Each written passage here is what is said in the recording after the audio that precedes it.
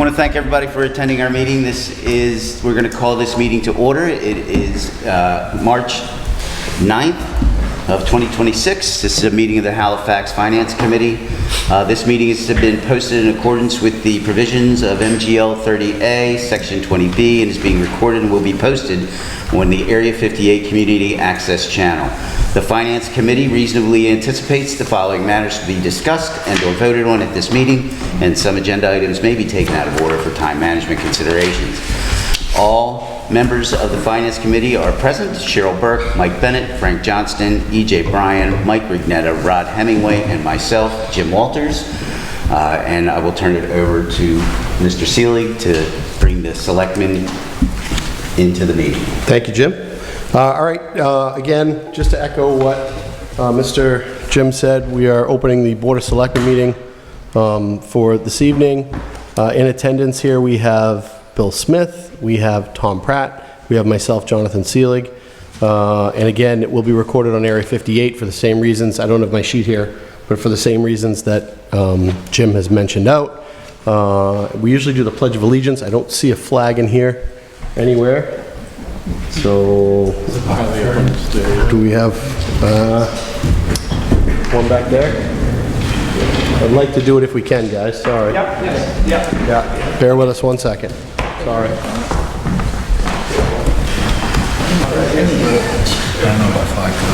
Pay no attention to that man behind the curtain. Oh, there you go.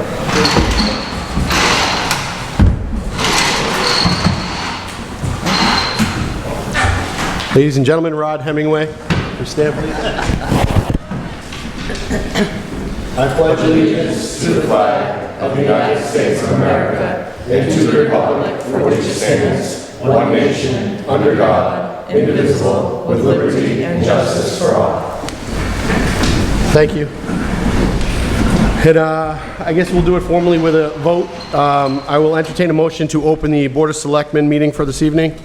Second. All those in favor? Aye. Opposed? Our meeting is open. Jim, you have the floor. Very good. Thank you, sir. So the only item that we have on the agenda for this week is our town administrator update regarding the fiscal year 27 budget. So Mr. Solvo, over to you. Thank you, Mr. Chair. So I've come prepared tonight with my budget commentary and the preparation of the budget I did over about the last week. This budget should serve as the balanced budget. I think we'll probably end up talking further about an override tonight, about the steps that we'll probably take, and we're also going to get into the cuts that were required to be made in order to make this balanced budget. They were deep. The situation's pretty bleak. We have representatives from a lot of the biggest departments in town: police, fire, schools, myself over here in general government. I've got Lindsay Martinelli here from the town accounting office as well. So we've got everyone here who can kind of speak to the finances of how we ended up here, and I think that's the main message of tonight. Is I just want to be able to sort of paint the picture of how we got here and make sure the narrative's correct, because I think particularly in a lot of communities right now, the narrative's out there that this was a mismanagement of funds, and that's what it's been. And that's common in all the communities that are facing override situations right now. I will say that's pretty much the exact opposite. We're facing historical fixed pressure or fixed rate increases in a lot of our lines that we can't control. We're seeing 14 to 20% increases on lines that are in the $1 million range, so every time those go up, we're taking huge chunks of operating budget away from funding. Just to give you an idea, even as late as last week, when we got the Mass DOT Chapter 70, I always get these two confused, Chapter 70 and Chapter 90. We had the Chapter 90 funds come in for roadways, and typically Halifax receives about $707,000. This year we received $433,000. The town typically puts aside $300,000 in road stability money each year, and right there you're taking essentially that right off the table. So that's just an example of how the hits keep coming, as I keep saying as I've been walking around Town Hall. It seems like they're just never ending. And I will put this document up on the website basically on the commentary on how I came to these numbers, and we'll talk more about them. But again, Prop 2.5 is what's currently in operation in the state of Massachusetts.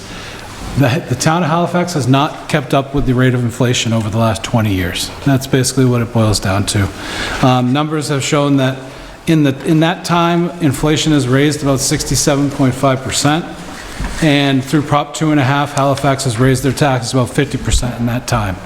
So that's 17.5% of funding that just hasn't kept up with the historical inflation rates.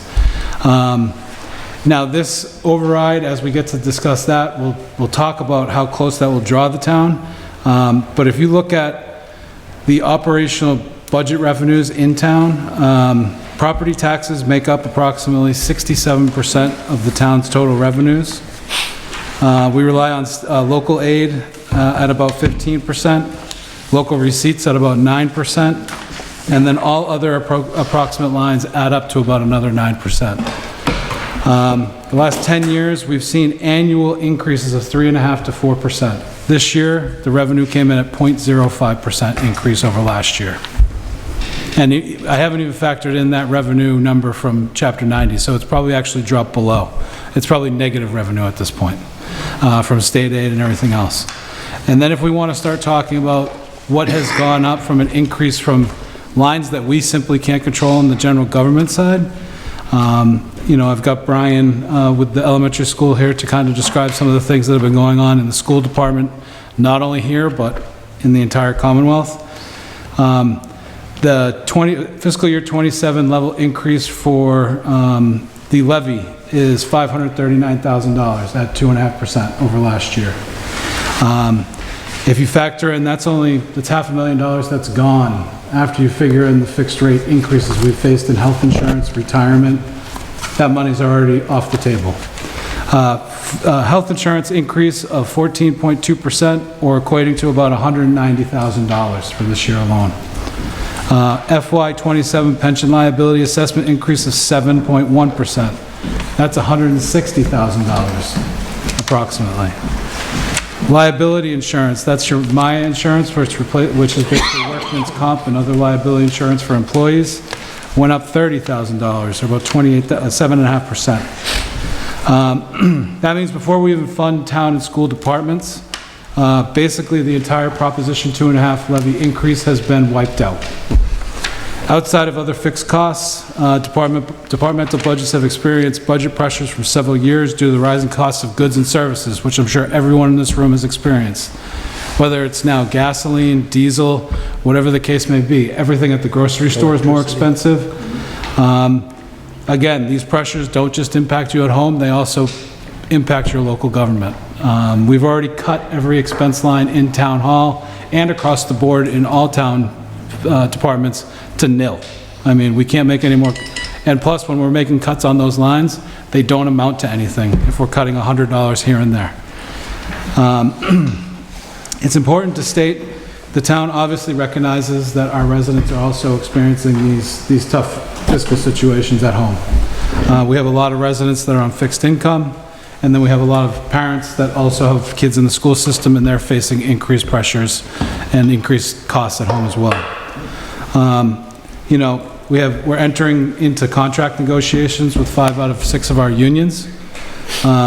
This compounds, not to say that this is a bad thing, but negotiations cost money, and so do contracts. Each year they increase by a factor of step increases, COLA increases that are built in. We're on the hook for any liability through those contracts. Right now, are we in a position to bargain with anyone? I don't know. It's probably a tough time to bargain. And I don't even know where to start on that. So we'll see where we get there moving forward. This is interesting to note. So the last time that Halifax authorized an operational override was in October of 2005. It might have been 2006. The amount was $297,541 to support the addition of 4 firefighter paramedics. The town has not even requested an operational override in the last 20 years. Adjusted for inflation, $297,000 in 2005 is approximately $500,000 today. Again, getting back to the point that overall inflation has increased at 66.5%, and the tax levy has only grown about 50% in that same time. Up until last year, the town was able to maintain services and cut as needed to operate and level services. Up to this point, the town was able to achieve level budget funding, or level budgeting despite absorbing additional costs, reporting requirements, and administrative duties handed down by state and federal governments in the form of unfunded mandates and other regulatory compliance issues. Many of these mandates are tied to penalties, increased costs to implement and administer, the risk of losing or risk of negative community impacts if they are not met. Changes in energy code, special education transportation, regular transportation, and stormwater management have increased in last year. Those are all compliance issues that have to be met.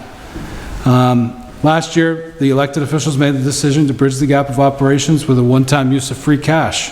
This goes against best management practices of municipal finance by assigning non-reoccurring revenue to operational expenses. You know, Halifax is not alone in these budgetary pressures. Many Massachusetts communities, specifically in the South Coast region, are facing the same exact issues we are tonight. So, when I arrived on January 26th, each department was already midway through their department budget reviews, and we're asked to do a level services budget and a budget with a 10% reduction in lines where appropriate. A level funded budget would mean no override, and that's the budget you're looking at in front of you tonight. That shows about a $1.35 million decrease in funding or in budgeting across the table expenditures. The override would basically bring us up to level services or reinstitute what most department heads asked for during the department budgeting process. Now, if the override were to go through, again, we'll talk about that more. We'd also have to keep a keen eye on making sure that we're still looking at the departments, we're still looking at the maximum efficiency for all departments, and I'm not even going to say that cuts still probably wouldn't be made, because we would have to reevaluate everything. We have new technology coming on board in Town Hall that will help us with a couple of administrative functions, specifically payroll, and some other functions that may assist us with some organizational pressure and lifting it off those people, freeing them up for other duties in their office. So hopefully that happens, and then there's another software opportunity that would free up billing. It's called Lockbox.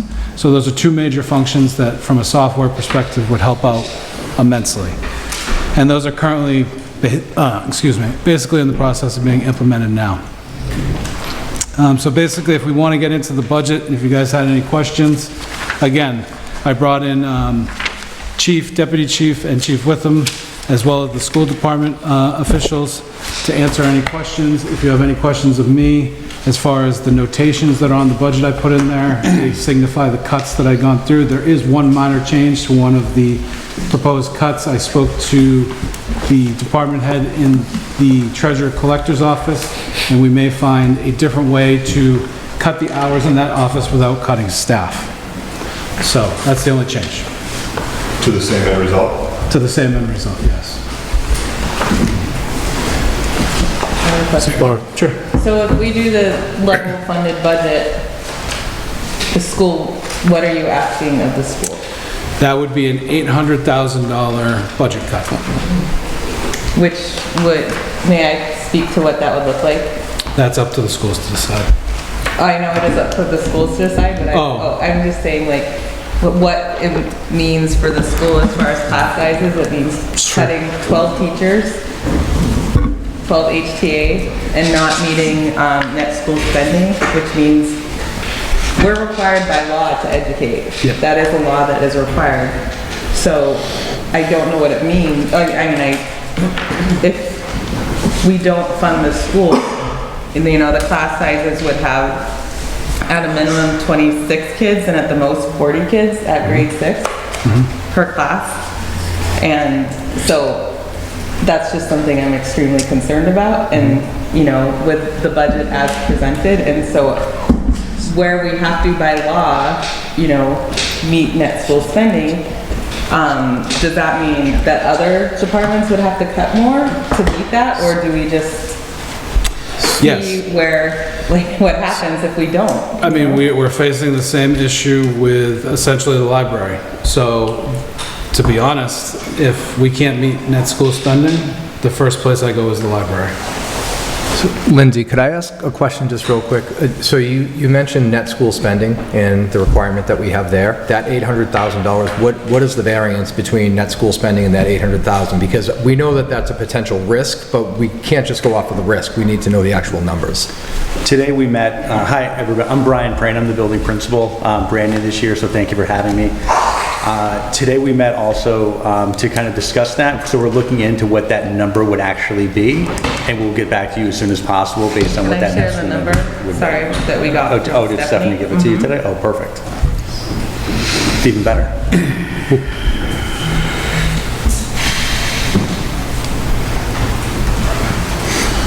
So for Halifax, and please help me if you don't mind, if I just make sure. It's $8,096,715. That is the required net school spending. I don't know that it's like 100% finalized, but we're right around, like the budget right now is right around where our net school spending requirement is. Yeah, Lauren, could I have that one, just one more time? Just Yeah. one more time. $8,096,715. Thank you.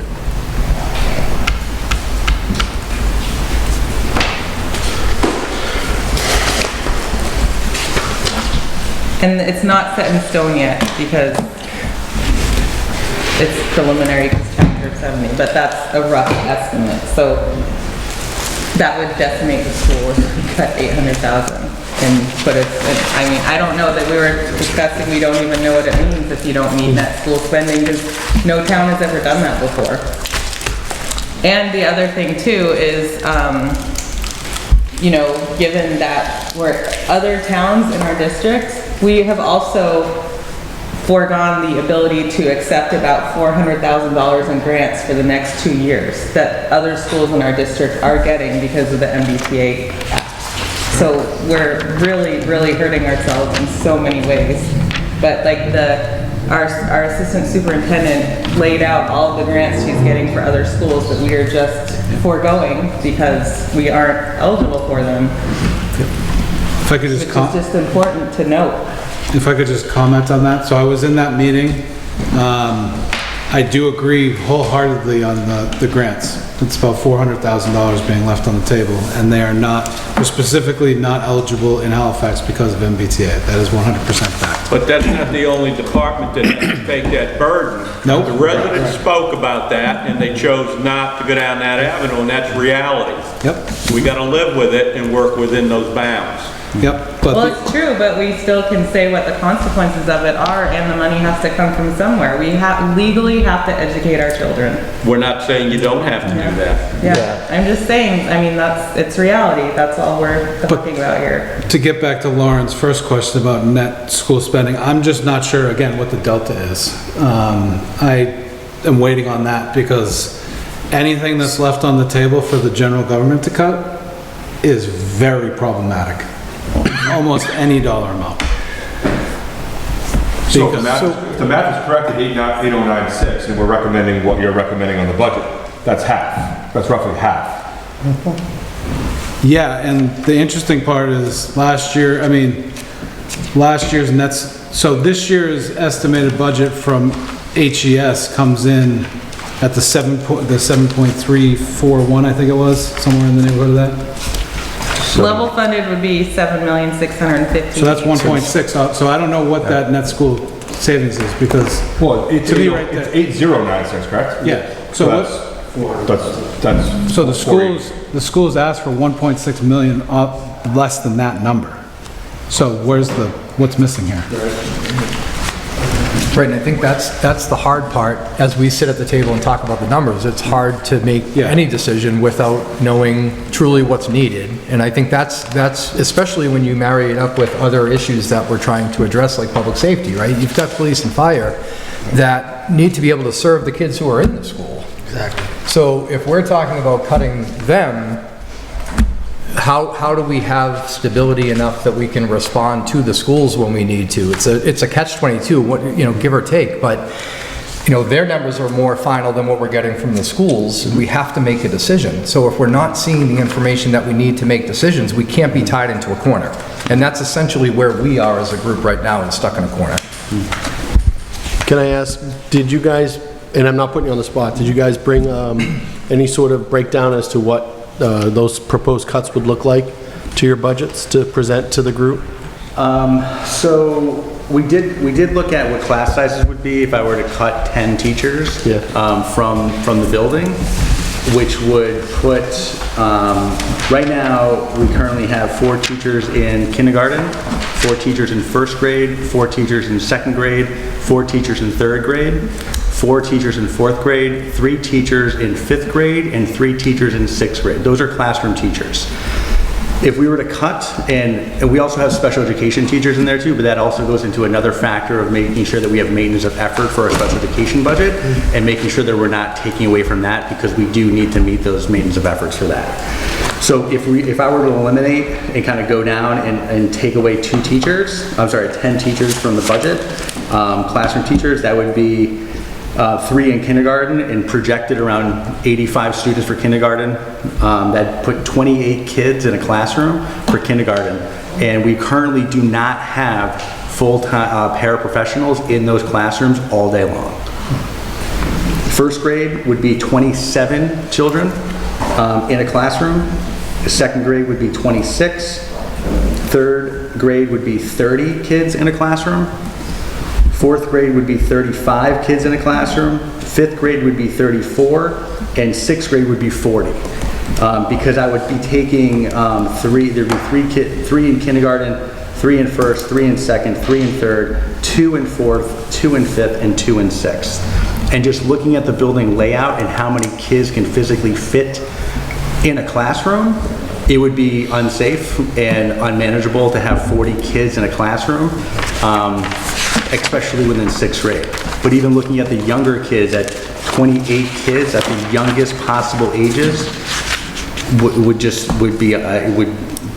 it wouldn't be good. I mean, lack of a better term. What's the current capacity of those classrooms currently that you're referring to right now? Currently capacity of The the students. classrooms? How many students are in each of those grade classrooms now? And what's the differential? Sure. Right now, well, that's about right here, Oh, yeah. 21, Oh. yeah, kindergarten, 21 to 22. Yeah, oh First yeah, grade, yeah, this 20. is for next year if nothing were to change, for classroom sizes with teachers. With the estimation, it would be about 21, 22 kids in kindergarten with 4 teachers, about 20 kids in first grade, 19 to 20 kids in second, 22 to 23 in third, 17 to 18 in fourth, 22 to 23 in fifth, and in sixth grade, 26 to 27. Just because the numbers kind of dip depending on what grade level. So you're saying sixth grade will go from 26 to 40 for a total of 14 student increase in the classroom? Yeah, because I would have to take away a teacher. Well, and also let me say, and I just want to make sure, like the total budget level service would be 8,147,229. But there's grants involved in that, which makes less required of the town. I'm not Is that an where the expert. percentage comes in? Like, Sarah? I would hope, Okay. Sarah, if you would speak a I was little trying to more figure it. out this Yeah. afternoon. I was looking into net school spending, trying to figure out the formula on this. Do you mind speaking to this a little more, since you know more? Is that allowable, Mr. Chair? I'm sorry? May I speak? Sure. Speak to net school spending. So we have Sarah Hickey here, who is the former finance director of Silver Lake, who has since retired, and we pulled her right back into meetings. So, Sarah, if you could share whatever insights Name you and have for address, us. Sarah. Sarah Hickey, 17 Highland Circle. I retired on February 27th, and on Monday, March 2nd, I received no phone calls. And then after that, It was a good 2 weeks. it was a good one day. Yeah, one day. One day, one day. Net school spending. I'm going to start with net school spending. Net school spending is an amount that comes out from the Department of Education, so keep in mind that the state constitution in Massachusetts says you're required to educate children. It's written into the Constitution, and there's a minimum required amount to spend, and the Department of Education has a formula. I was speaking to my successor, Stephanie Hatton, today. I have a degree in mathematics. I'm okay with the formula. I couldn't explain it to you if we had hours and hours. So it's this magical formula, but bottom line is the Department of Education comes up with a number every year, and there's two pieces that Halifax has to contribute in order to total whatever that number was that the Department of Education gave this year. It is the appropriation, which is that bottom number on that sheet I gave you, Lauren, 7 million. 7 million, well, for level funded, 7,615,830. So there's the appropriation, and then part of the net school spending is the benefits, which are not part of the elementary school budget, which are part of the town budget. So the health insurance, there's a portion of the health insurance that is paid for teachers that is also counted towards net school spending. So we can't look at the net school spending number and look at the appropriation and say, oh my goodness, we're under by X amount. You have to figure in how much is paid for staff benefits. And then the second question was, on December 8th, the school department presented to the school committee two budgets. So there's a level service budget. The level service budget minus any offsets, grants and revolving accounts. So there's the circuit breaker special education account, and then grant funding. The level service budget minus the grant and revolving accounts puts the ask for the appropriation at 1.4% higher than FY26. Those are those numbers. Thank you, Sarah. That helps me understand it. Well, and just for clarity, sorry, the level services would be 7,722,613, and then level funded would be $7,615,813, which if we were to do level funded would require at least 2 staff cuts. Correct. Just so you know where we are. I just have a couple things. So I don't want to speak for anybody up here. I might be the only one with children at HES. I don't know that to be true. Fine, so invested. I ran on not important. I ran on a platform to support the schools wherever possible, and we did that. This body did that last year. We punted an ambulance and we punted a police cruiser in deference to the schools. So I really want to support the Halifax Elementary School and all the budget entails. But are we led to know that tonight there are 22 teachers in school and 12 of them would be cut? There's more than 22 right now. It was 4, 4, 4, 4, 3, and 3. But there's also specialists, reading specialists. So, yeah. what's the number of classrooms that would be cut? Because the numbers don't really add up when you go from 26 to 40 if you're talking about classrooms. Well, the number of educators might be in play here, but the number of classrooms. Well, it's the grade levels going up, you know, there's going to be 80 students in 6th grade next year. So like the 5th, like we can't look at where we are currently, like you have to look at next year, there's 80 students in 6th grade. So if we reduce one teacher there, if we go from 3 to 2, that's 40 kids in each class. If your cut is a classroom teacher. Right. So, which leads me to my question, are there other cuts available? So we currently... Administrators, which I have been previously told cannot be cut as part of contracts. Administrators, supplies, bus contracts. Are there other avenues to explore, which I'm sure you've turned over, that could lead to classroom sizes not being so dramatically affected? So we do have 5 specialists within the building as well. 3 of them are at 0.8 based on the reductions of staff that they did, I believe, a couple of years ago. So we have a PE teacher, we have a technology teacher, an art teacher, a librarian, and music teacher. So from over the course of the work that the school did previously for my arrival, they were able to, they reduced the reduction of professional staff was the instrumental teacher was no longer, so now our music teacher now does chorus and does band. So we're able to offer those two services to our children to make sure that they have a well-rounded education.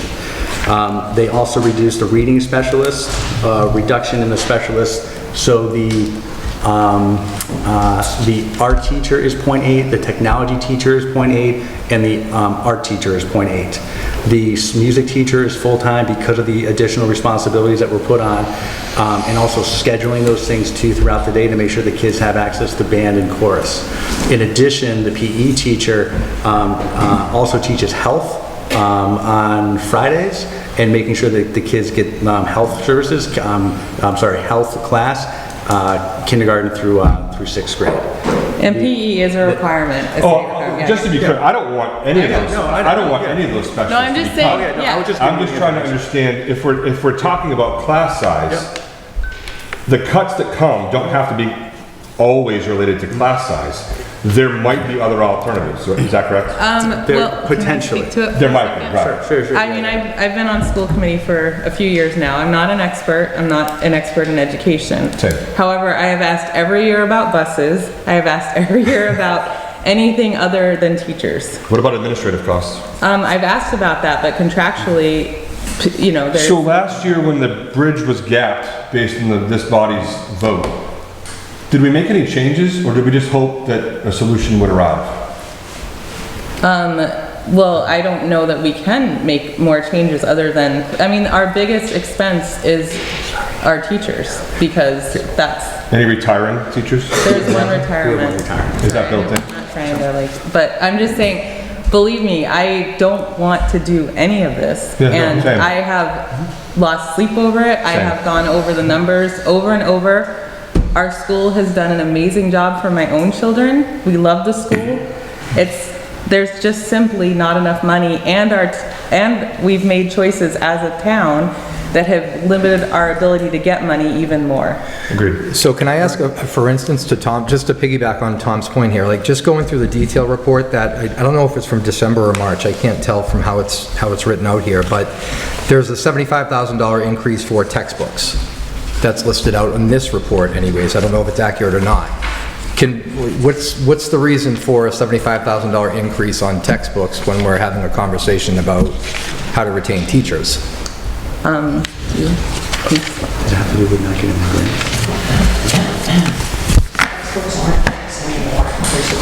Oh, yeah. So it does look like, so textbooks are subscriptions to our curriculum piece, so that looks like it went up then.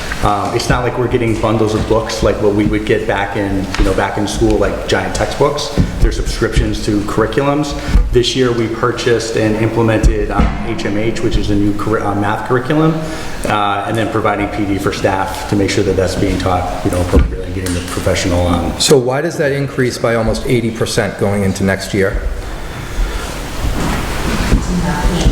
Yeah, so we're currently going through an ELA cycle right now. So what we're doing is that we're looking at different curriculums, and that for next year we're looking to purchase based on a district-wide initiative to make sure that we're teaching a research-based structured curriculum that's been appropriated by the Massachusetts Department of Education, and that takes a little bit more money. And I believe it goes back to too where the other towns are able to utilize the grant that was appropriated, and Halifax is unable to utilize those grants. And they're trying to keep the elementary schools on the same curriculums because we want to have the same level of education when we get to the middle school as the other towns. So we have to, other towns are getting grants to pay for these curriculums, which they're studied and, we're... So this year is my first year, we've implemented the HMH curriculum for math, And then, like I said, we're currently going through a curriculum cycle right now for ELA, and we're currently picking which curriculum we want to utilize for next school year. And that's been a district-wide initiative, not just Halifax. It's with all of our elementary schools as well. And just like she was saying, we want to make sure when our kids get to middle school, they're meeting what everybody else is meeting when they get to middle school. And then I had the same question for support staff. That bumps up by $47,000. Is that all just COLA? Or is that for, what is that for? With support staff, so there was another reduction that was made in 2025 that I wanted to share too, is that previously we had, where Halifax had a full-time behaviorist or a BCBA or a board certified behavioral analyst, and that's been reduced to a 0.5.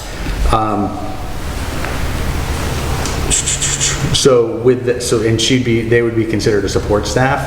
I'm thinking about the support staff piece with the increase. We might have had to increase a paraprofessional position based on a student's IEP, which could make that increase. On that, I just want to say two things. I know that I can be loud and maybe confrontational. No. I'm on the school side. I want this to work. If we had the ability to fund everything, I think it would without question. Yeah. I think we're just trying to examine and drum down, where we can save. Because the cuts, like you have elementary school cuts, we have all the cuts at our feet. Yeah. Not to minimize any other thing, but we're trying to make sense of it all with late arriving data, some of which is beyond your control. I understand that. And I also just want to recognize that you're bound by certain requirements by state law, which other departments are not, which is more cumbersome on your behalf. So I think it's important to point out. Yeah, I really appreciate that. And I think too, I just want to make sure I'm giving the correct information to you guys too, so you can make the appropriate decisions based on what you feel, needs the funding piece, I guess. Can I share also too some other reductions that were made over the past few years? Please. That kind of are really where we are right now when I came into Halifax. There was a $40,000 reduction in supplies and materials back in 2025. The reduction of the staff that I talked about was a $187,000 reduction. There was a $42,000 textbooks, instructional software, library books, and supplies deduction back in 2025. A $33,000 reduction in the reduction in custodial staff. So right now we have one of our custodians is 0.5 to clean the building, and we reduced one of the paraprofessionals to 0.8. That's different than the special education paraprofessionals because of the amount of work that just is needed within the building. We reduced 2 buses as well back in 2025, which was a $74,000 reduction. And then we reduced custodial maintenance and supplies to by $8,000. There was also a reduction of $70,000 for building maintenance to be paid out of the building utilization and revolving accounts. And then the 26 deductions is that there was a 70 continued deductions of curriculum materials and supplies of $78,000, and then before I came on there was a reduction of professional staff of looks like 3 classroom teachers of $243,000 before I came on board with the current piece that we have now. Except for the last number. Yes, sir. Are the reductions in supplies, is that offset by the subscriptions of the $75,000 that we're purchasing? Are those offset? Is that separate? I think that's separate. That's separate? Yeah. And I also want to say, I very much care about all our town services. I want, I mean, it's a really, really difficult position to be in. There are no easy answers here tonight. No, and I mean, I'm advocating for the school as the chair of the school, but definitely want to work together and not, it's hard because we care. I mean, it's all important. It's all really important. We're all on the same team. Your delivery is just softer than mine. Can I, What? Your delivery is just softer than mine. Not almost everybody in here's delivery is soft. I'll challenge that. Subtle as a bowling ball. No, a question for the school committee, Lauren, if I could. I don't want to make any of these cuts. Nobody here wants to make any of these cuts. Has the school or administration, and I hate to even throw it on the table, but in desperate times, desperate measures, looked at possibly charging for kindergarten to create some revenue or busing? I know they're gonna create hurdles, but if, you know, we have 80 kids coming in kindergarten, let's say 60 of them wanna do full-day kindergarten, we charge a couple $1,000s. You know, I would think over $100,000, we could save a teacher or two. Has that been investigated at all to try to help? Do you mind? Please. I've been speaking with Jill about it, and just, I mean, we did start the revolving accounts. Yeah, the accounts with are the there. town, so Correct. that we have it as a possibility. More research would have to be done, and I guess sort of the question is, what's the sweet spot of what you charge to save positions, but also, you know, that we're not putting too much of a burden Correct. on people. And know- so, and also there are, for children with IEPs, you know, lower income folks, like they would have access to full day kindergarten without paying, so we Sure. don't know what that number Sure. looks like. I'm not saying it's not a possibility, but it's something that, you know, we have set aside to have happen, and, or to look into, I shouldn't say have happen, to look into, but it's, again, I'm not a professional, so I don't know, like, you know, what we would charge, what that would look like as far as savings, but yes, I mean, it's, Could we crunch those numbers? Could we? I have asked for them too. Okay. I just don't have them available yet. Because to your point, we're not going to get 100% return on what we do because of the issues you brought up. But, and again, you don't want to overtax the And residents. there's the cost of additional busing for the people who don't Correct, who choose. don't want it, you're going to Right. need a bus to take kids home at the half-day point. Right.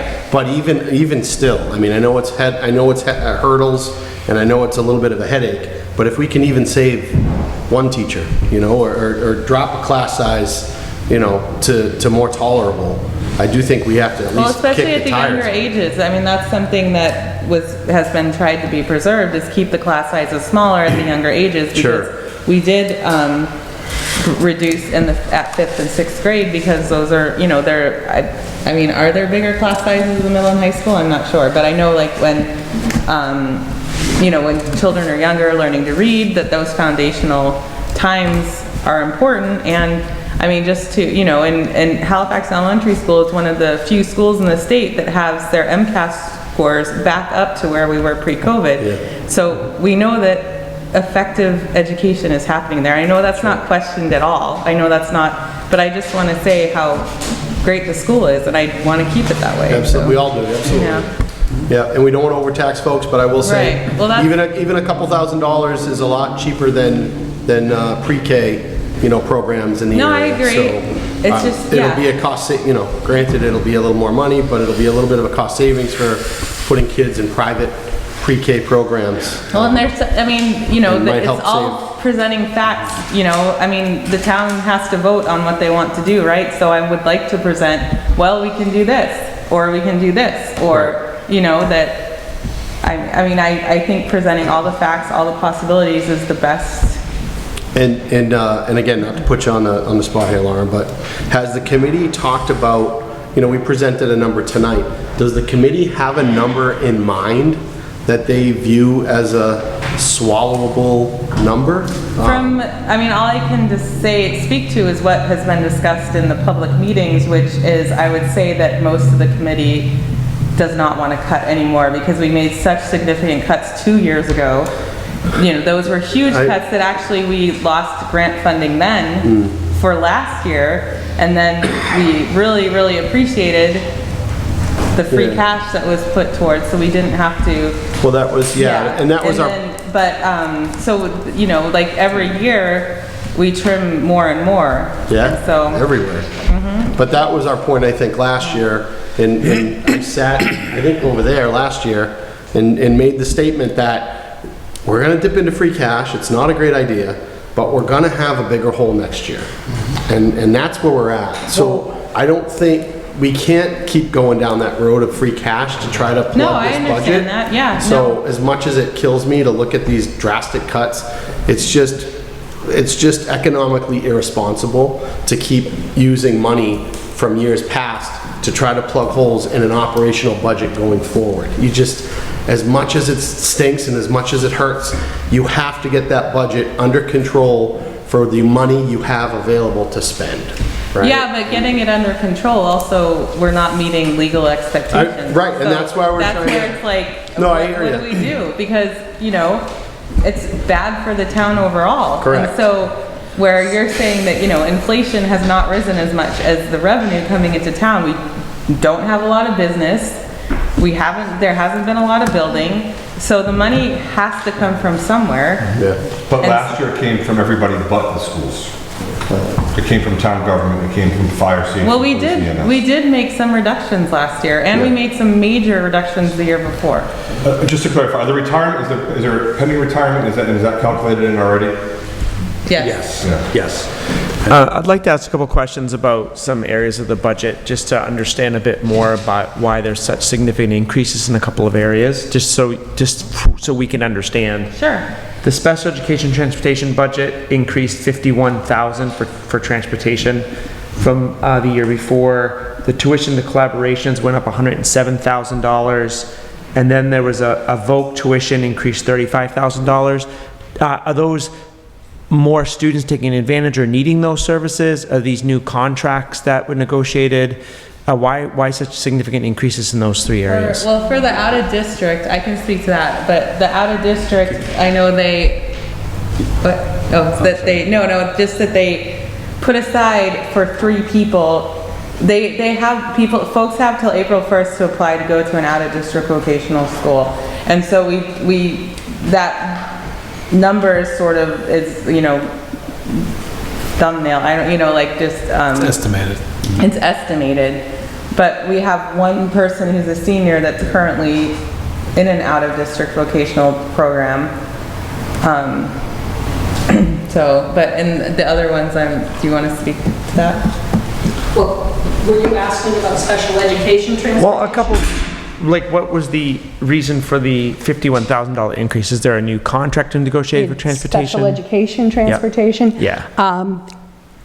The Silver Lake Regional School District in Union 31 between FY24 and FY25 was required to do a major restructuring, and there were students that were paid for tuition and transportation from the elementary budget that their grade level peers were 9th graders, 10th graders, 11th graders, and the Department of Education pointed out that that was inappropriate and illegal, and one of the things we had to do was move those students from the elementary budget to the high school, middle school budget. So there was like a $7 million move from the 3 elementary school, the 3 sending districts to the Silver Lake budget.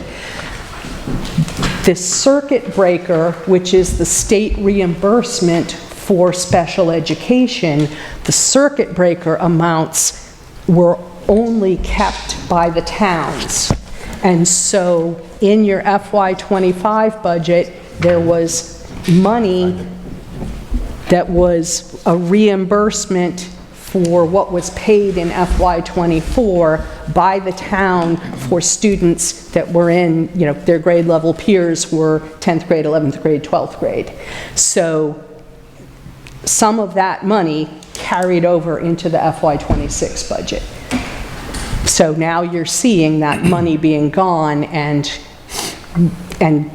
the tuition, so there's not this reimbursement account for them. There will be circuit breaker for FY27. It won't be on the magnitude of 1.2 million like it was.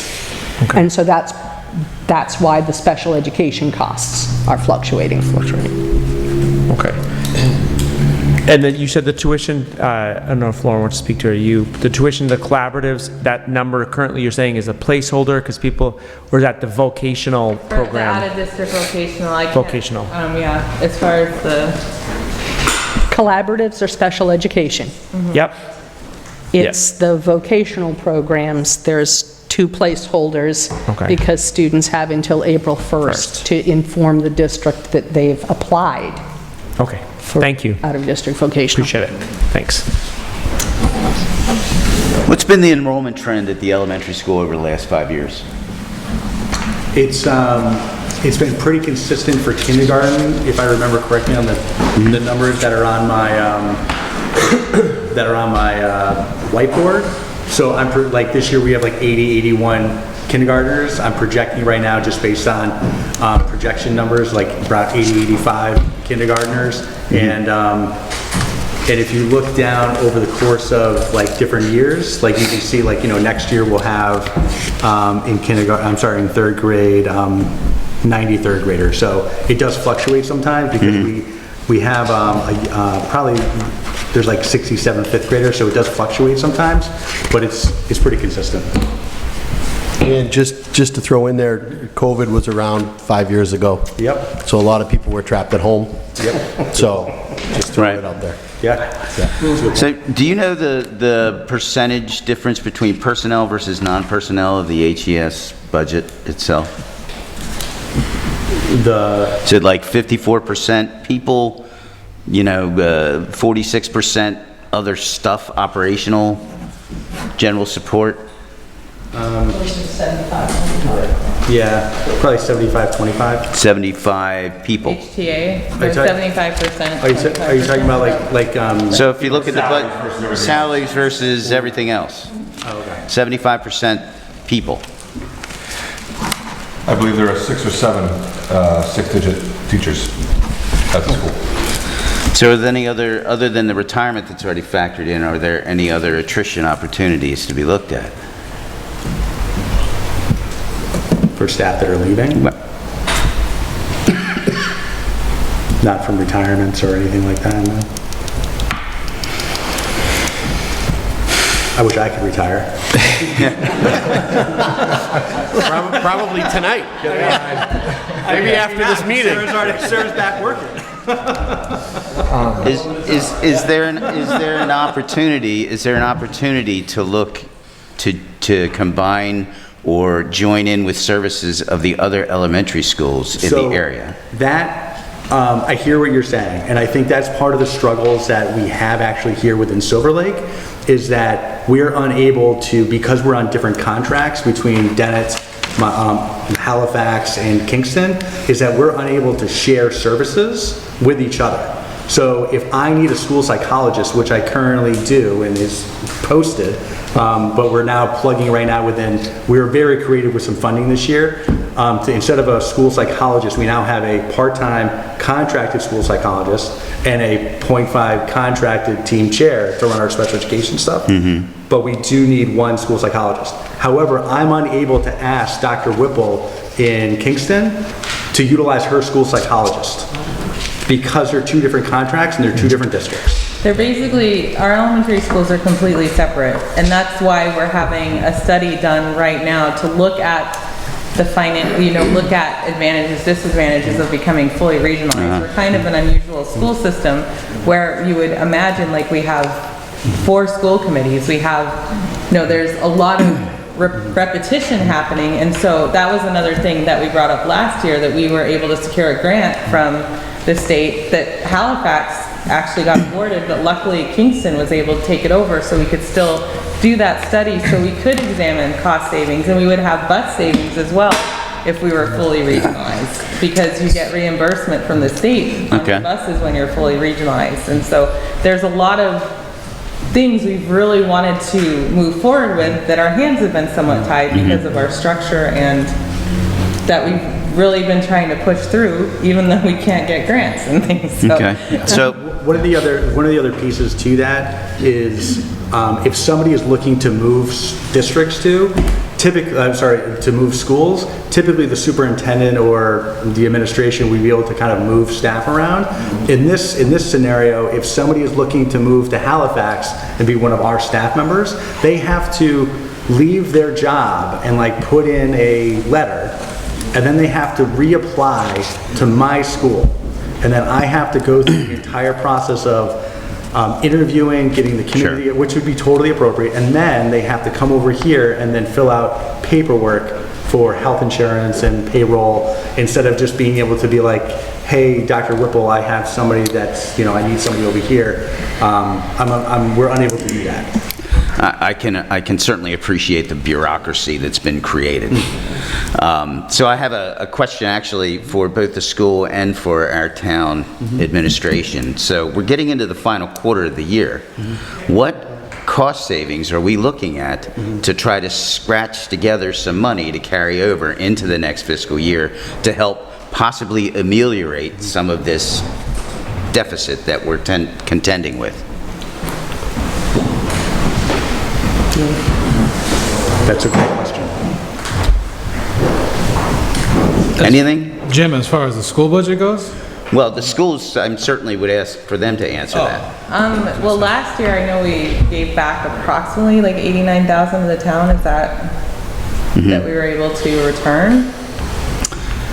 Okay. And I know I know some challenges we're facing this year is we just had a huge bill to clear the snow off the roof, like 150,000 or something. Yeah. So there's savings, but then you have an unexpected expense like that. The blizzard was very, and tons of snow. It was a safety issue. And so I know that there were discussions of possibly freezing the budget again so that we can make sure that we stay within it because of unexpected, we have the boiler cost as well. Like there's, unexpected expenses that I'm not sure what the savings will be this year because of those expenses. Okay, so, thank you for that. Are we freezing hiring? Are we, what is the school doing? And maybe the principal can answer this, I don't know. What is the school doing? And that's really my question. Are we doing anything to help try to save money over the next 3 months in this final quarter to carry that over into next year? If we're not doing anything, then okay, but I'm just asking, are we looking at these things? Because I think every penny counts at this point. So are you asking if I am stopping hiring, even, like I have an open position right now, right? Based on a special education paraprofessional that I would need to hire to meet some needs within the building. Yeah. There's no additional out of the way costs, like in my proposed budget, I did have some asks, but I know that they're not going to be there. I'm not expecting that. Just based on student mental health, having a 0.5 BCBA, we'd be better off with the full-time one, obviously. Looking at moving forward to this year and providing more money, something that our awesome PTO does is that they do donate to us after one of our fundraisers, but that's only specifically for school supplies. So that's something that we've been able to supplement over the last, even before I got here, where the PTO, we do a lot of incredible fundraising based on the parents and the community, and they're able to donate to us through a fund where then my front office staff, if a teacher needs something, they can go directly to that fund instead of taking it out of one of our budget line items right now. That's been incredible. If I were, I guess I don't have a real, I guess based on what you're asking, am I going to be looking for saving money? I'm not looking to overspend my budget. I'm looking to make sure that we have whatever we need within our building, and whatever is left over, I'm assuming that what we did last year is give back to the town. Sure. And I believe last year you said it was $89,000. About that, And then that doesn't roll over to the next year, though. That just ends that budget, right? Yeah. To pay the bills for this year. Okay. I mean, our responsibility is to balance the town's overall fiscal capacity while maintaining a strong school system. That's our goal. But we need to understand where the real flexibility exists in the elementary school budget, so that any reductions are thoughtful, strategic, and minimize the impact on classroom learning. So that's my goal. I think every expense should be considered, whether it's needed or not. I understand, I'm not asking to count how many red crayons we have or how many packs of number 2 pencils there are. I'm talking, things that, if we can freeze hiring until next year when the budget is, better suited, if it is, then that's something we need to do. If we can combine transportation somehow, which is obviously one of the bigger expenses when it comes to the school system. And I'm just throwing ideas out there. These may work, these may not work. I appreciate right? I'm not an educator. I never claimed to be. I know that when in the business world, when budgets start shrinking, things start, you're not buying coffee in the coffee room. Everybody has to bring their own, that kind of stuff. Now that's petty stuff, but it does add up at some point. Yeah, like for instance, we have, what is it, school, it's like a student fund thing. Like we use none of that money to buy anything for like if teachers have a Friday Yay Day, like that's all teachers do those things. Right. I'm not paying for that. Teachers are doing those things. I'm thinking about the transportation piece that you brought up too, sir, where a couple of years ago they took away 2 buses. Right now, I'm not exaggerating, our buses are to the brim. So these are 72 passenger buses? These are the huge yellow school buses. To the brim. Like 3 kids to a seat typically. All the way down until 6th grade. I have to get on the bus quite often, if you can imagine. And then also the other transportation costs that we don't have a lot to do with, like when Ms. Hickey was talking about, and is the special education transportation piece. And if I understand correctly, this is the final, we renewed the contract for the current provider. This is the final year of the bus contract. It's the final year, right? Right. Because we want to limit the amount of increase. Exactly. We renewed for the final year, which is also terrifying because who knows what will happen when we go out to bid. Was that a 3-year contract? No, this is the 7th year. Yeah, we renewed it 2 years after the 5th It year. was a 5 with a 2-year option. Yeah. Okay. So can I, just to paraphrase what Jim was saying, so I know on the town side, Stephen, you've sharpened your pencil multiple times. I mean, I've seen Stephen go over the budget, start over, go over the budget. So I guess my question is, have you, and I'm not saying that you haven't done this, but have we done a couple passes, gotten as creative as we can,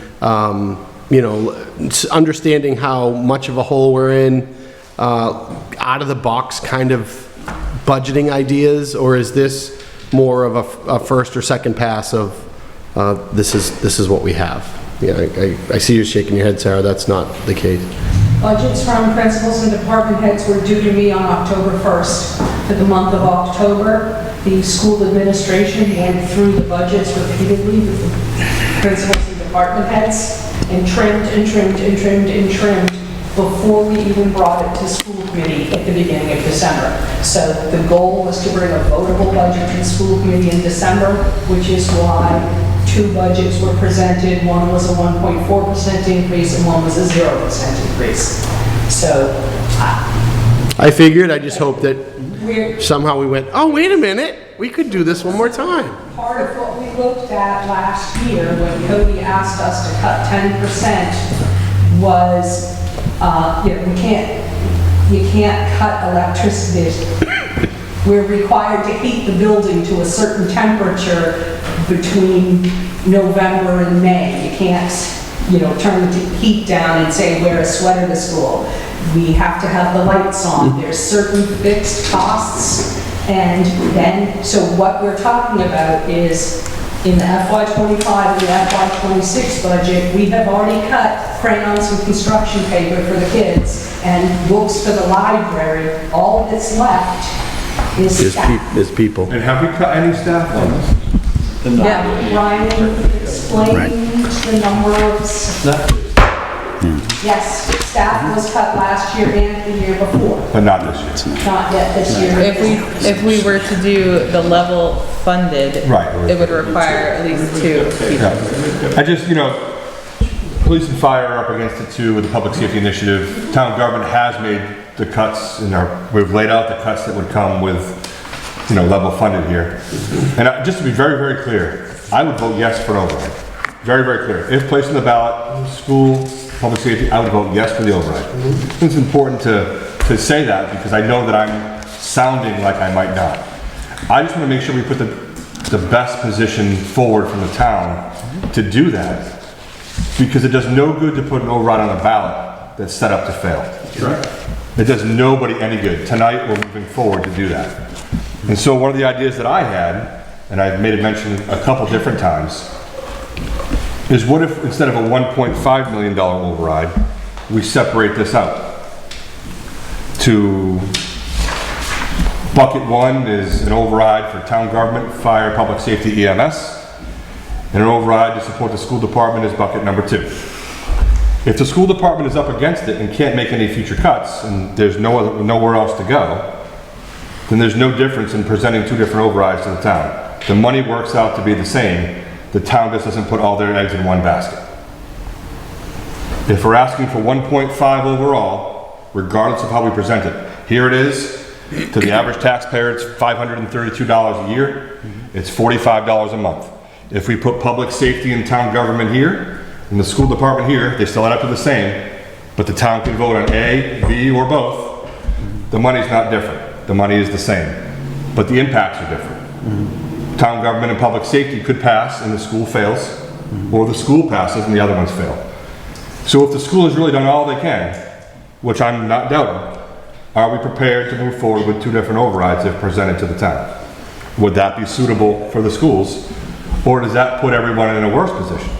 Well, I think it puts everyone in a worse position because you have to fund the school to a certain level. You have to fund the schools, but you're authorizing, but if you put everything in one basket and people are against one of them, one might not pass, one does. I'm not an expert. No, I understand. No, I mean, I understand. I'm just saying if the money's the same, but the impacts are different, if the optics are different.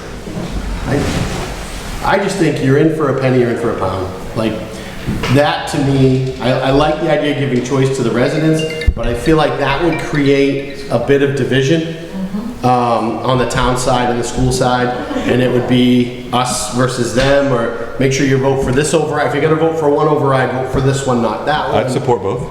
You would. I know you would, but you're an interesting cat, right? So there are people that probably would say, hey, I can't afford both, but I'm gonna go this one, and then you're just creating a level of, I don't wanna say animosity, but I think it makes it harder. I feel like we should all be on the same team on this. We were all on the same team when we punted capital projects for the fire and police last year. I know. We were all on the same team last year. And now we've come back 365 years later, days later, and nothing, and some things have changed. Well, some things have changed, but some things have stayed the same. So I'm just wondering if feet get put to the fire, can we find some more cuts? That's my question. I almost feel like I could be wrong. I've lived here for a while. People are either pro override or against override.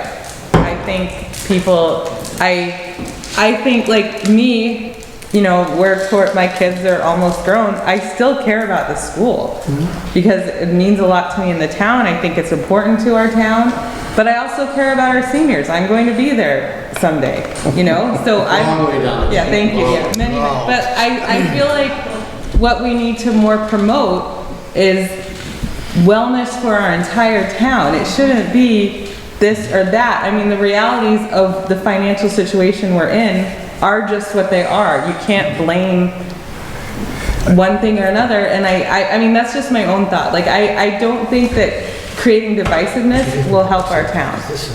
Either we, you know, ask for, from my side here, the amount you're asking for, I have to trust is what is best for our town, you know? Like, so. It is best for the town, and I agree, and I applaud your commitment even after your kids are long grown. Like, that's kind of where I am before it even matters for me. I'm on the other end of things, but I mean, all the eggs in one basket kind of thing, you know? So is it better to go all in or nothing, and you lose the whole thing, or is it better to see what we can salvage? Well, again, from what I've seen, I mean, granted, it's like people are either pro override or against override. People either believe I pay enough taxes, you need to figure it out, but then they're going to complain when they think the roads aren't done well enough too, right? Sure. It's are people willing to put in what is essentially for the average taxpayer $50 a month to keep our town as it is? I don't disagree with that, Lauren, but the only thing that I would say is that I think it is more glaringly obvious today that we are not the only community that's in this position. And I think that has some merit to it. Right. So I think that group of people that you're talking about that may be, you know, against the override and that's it, I don't want it, period. I think their eyes may be a little bit more open to the environment that we're in as a society overall. because we're not the only community in this position. And I No, think others... Duxbury, Marshfield, I mean, Yeah, for if you sure. look at their Facebook pages, I mean, they're, you know, not to get on a tangent, but, you know, that's basically what you see. Right. You're either like, I support the community, well, I shouldn't say it that way. You're either, you know, like, you trust that our taxes are being used wisely. You know, is any situation perfect? Absolutely not. Yeah, and But you recognize, like, yeah, I mean, I'm gonna use a stupid example, but chocolate chips, a bag of chocolate chips costs $7 at the grocery store right now. You know, and I'm like, it used to be like $3. Yeah, you know? you're also seeing though some of those towns that voted down the first time are coming back because they realize the impacts the second time around and they're passing it, right? So that's my point is there's more going on out there in the world that might help at least with the communication piece on our part. Okay, And no, that's and important that's to great. No, I recognize. think, and I don't have an answer about how to best get an override. That's what passed. I we're mean, here that's to- real- Yeah, that's what I we're here mean, to try I to feel figure like out. all I can say is this is what the school needs, you know? Sure. Because that's kind of my niche right now. So why don't we hear from the other side of things? Sure. Unless there's something else to add. For the public, Let Jim, Jim, sorry. yeah, Yeah, like- Jim's your meeting. So, is it all right if we don't want to overstep here? Well, so we have documents from both the police department and the fire department heads, and if you guys would like to speak to them, you're welcome to approach the podium. And before So, they come but up, I would like to make one just final comment on everything we've talked about. I'm, as a resident, I'm aligned with the kind of all or nothing perspective of it, because if you're gonna create two different overrides, you're gonna create a dichotomy in the community that will never go away after that's done. And to me, it's like, this is a cheesy analogy, follow me, guys. So essentially, our town departments are our organs, right? And they're all, I don't want to say they're in failure, but they're all in bad shape. So we can't go, all right, we're going to save the heart, the kidney, and the pancreas, right? And then the lungs and all your other vitals go. So I do feel like, to Jim's point, where it should all for one and one for all, in my opinion. Then I think we should be prepared to have none. Yeah. That's what I think the room needs to recognize. It's- All ends of this table in the crowd need to be prepared that it's a zero. Yep. Yep. And that would be unfortunate from Sure. some perspective. Well, so, in my opinion, anything that puts public safety at risk is not worth the risk. That's just, I think that's important to say, as a resident. And other overrides have, like Brookline's had overrides where they primarily benefited the schools to the detriment of public safety. Overrides historically in Massachusetts have a success rate of somewhere around 42%-ish. That's a number that we've heard thrown around. I think the community needs to be together in how we're going to pay for our services. And how do we do that? If we don't pay for them through the override, the reality is the cuts that have been presented will go into effect. We have to understand that as a community and decide what we want to do about it. Whether we want to move forward with paying more in our yearly taxes or have the cuts take shape and have our community look like whatever that's going to look like.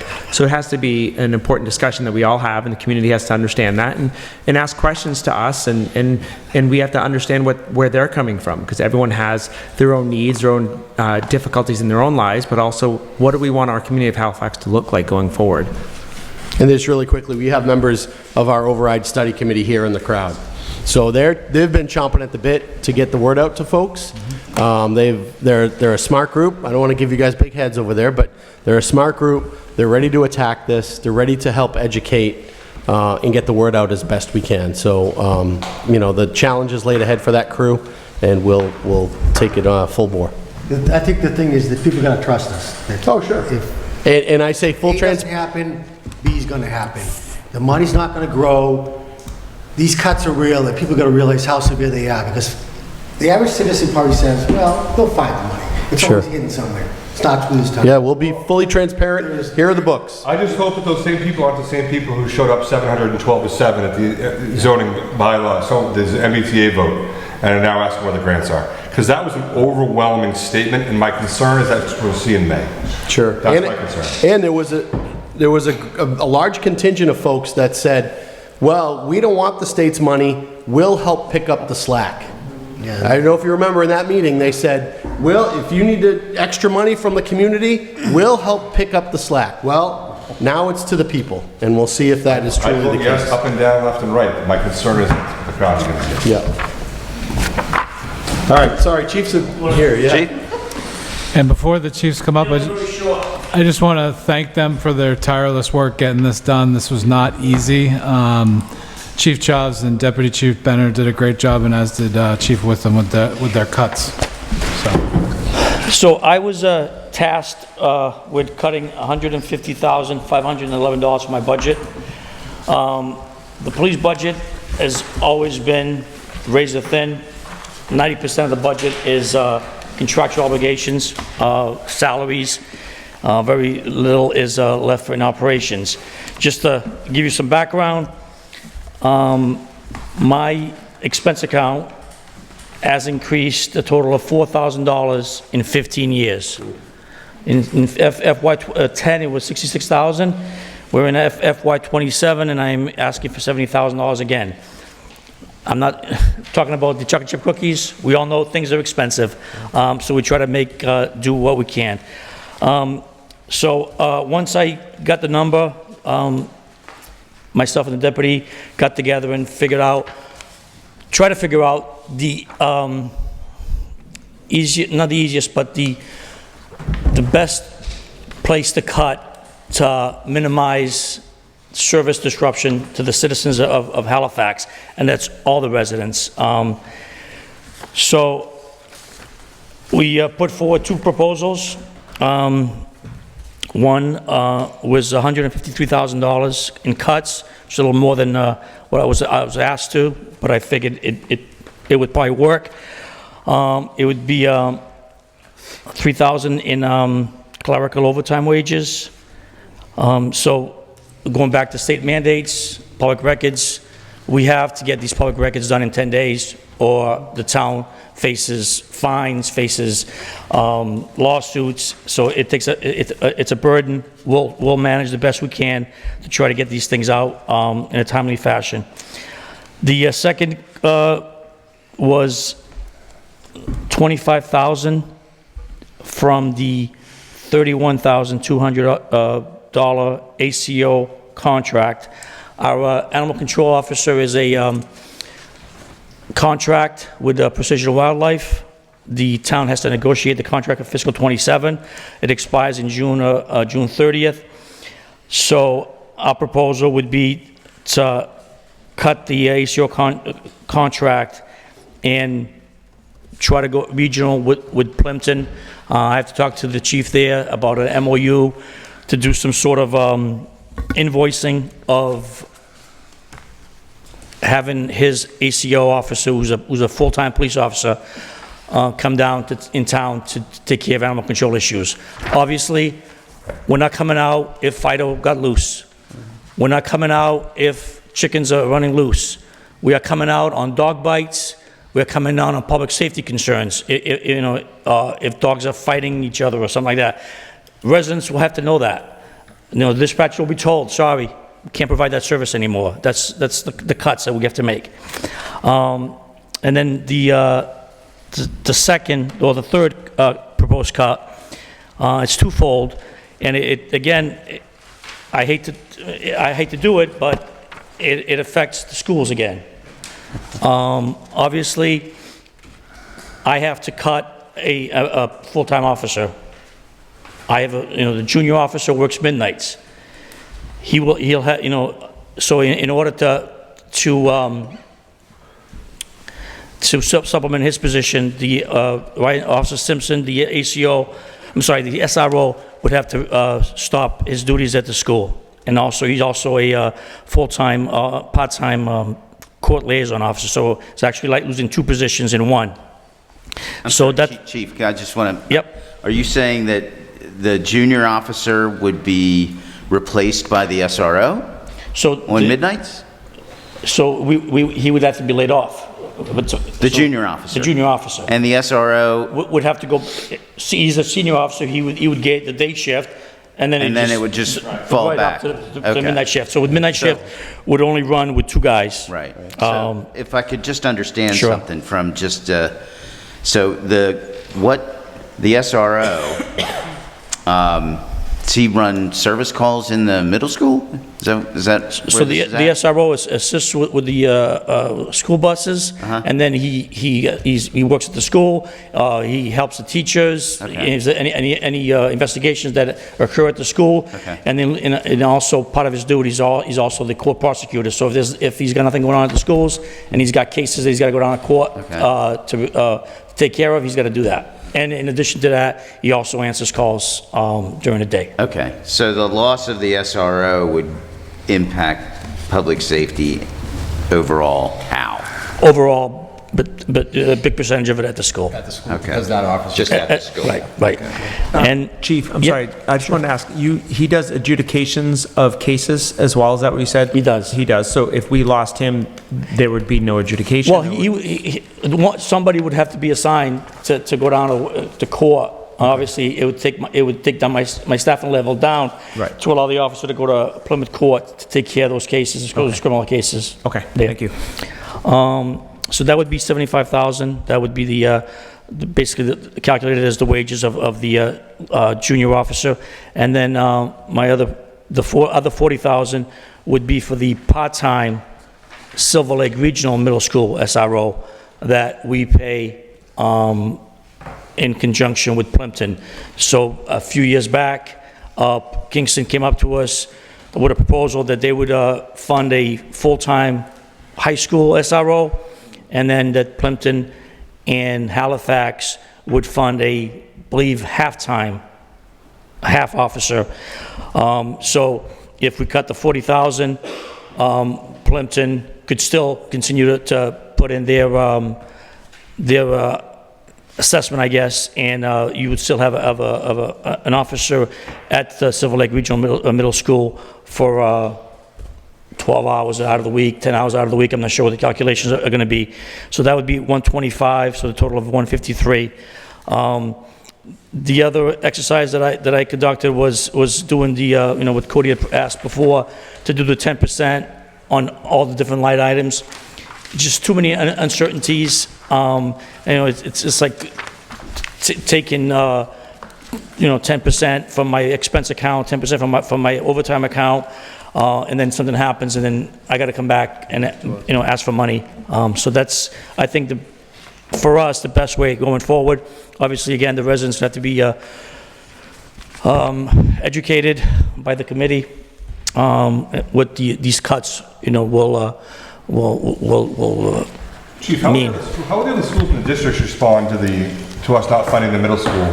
To a what? How would the other schools in the district respond to us not funding the middle school? My understanding is the SRO position at the middle school was moved completely into the Silver Lake budget, so it's already covered. Correct, so the 40,000 is already saved? Yes. Okay. Is the what? My understanding is for 26, the SRO position was completely moved into the Silver Lake budget. So So Okay, because I just checked, we still get invoiced for their services at a detail. Oh, really? Yeah, so that's right.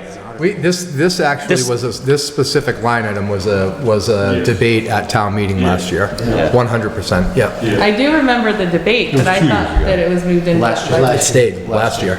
I know a couple of years ago, it came up as an article, it got voted down, came up the year after that, it got approved, and then the subsequent years, it got approved, and I think it got approved again last year. I know there was discussion about what you're saying, putting it into their account, but I wasn't sure if It it got did. voted down and then reapproached at Let the me- same meeting and approved. Right. So what usually happens is, with that position, it goes to the town meetings of each various 3 communities, and they vote it as a warrant article.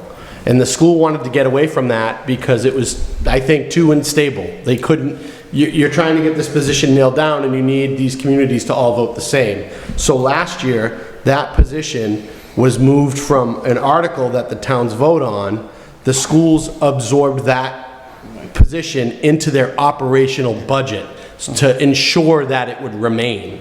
So that's with the why they get the schools. bill for it? So it's not necessarily coming out of the police budget then? It's more coming out of the school budget? Is As that- far as I know, Sarah, correct me if I'm wrong, it is in the school budget. So Silver Lake writes a check to the town of Kingston for $8,000 every month. There's a memorandum of agreement between the school district and the Kingston Police Department. And how about for the middle school? Do they do the same for? That's what I'm talking about. Yeah, for, So that is, the middle school SRO position was moved completely into the Silver Lake budget, okay. became a full-time position in FY26. But we're still, I guess my question, I don't know if there's a question for you, I'm Lindsay. interested to know what invoice you. Yeah, where's Well, the, I checked with Lindsay, and she said that she gets an invoice from the school for a quarterly invoice for the SRO. But it doesn't come out of it. to shoot, so where, From Silver Lake, yeah, it is from Silver So Lake. where we voted that in at town meeting, would that to be a town meeting article warrant to remove the funding? or do we, I don't know if we've voted, It wasn't an article on town meeting last spring. correct, It was 2 years ago, and correct, that's when it was voted down. and correct. Brendan And Elliott and stood that's up. when they brought it back. Right. Yeah, The they same brought it night they brought it back. Correct. Yeah, my reasoning for this particular Yeah. cut is because if you're asking Halifax Public Safety, schools, fire department to make some cuts, Yeah. it doesn't make sense to me. And I initially when this warrant came out, I spoke against it because it didn't make sense to me that we were paying for a Kingston officer to provide safety there. I was more than glad. At an out-of-town rate. At out-of-town rate, I was, I volunteered my SRO at the time to go down there. Again, it's state law, where the school is located, has to provide the SRO services, so we kind of dropped it. Yeah. But it doesn't make sense to me to be dishing out that kind of money when we're trying to make cuts. Yeah. The money is going to Kingston. Obviously, it's providing a service that's much needed. Yeah. But, it's one of those things. I have no problem, Chief, with you putting it on the list. I think it makes sense. Yeah. I just want to make sure that we have the power. Right. To rescind rescind that money since they put it in their operational budget last year. That's what I want to get to the crux of. We're paying detail rate, correct? Correct.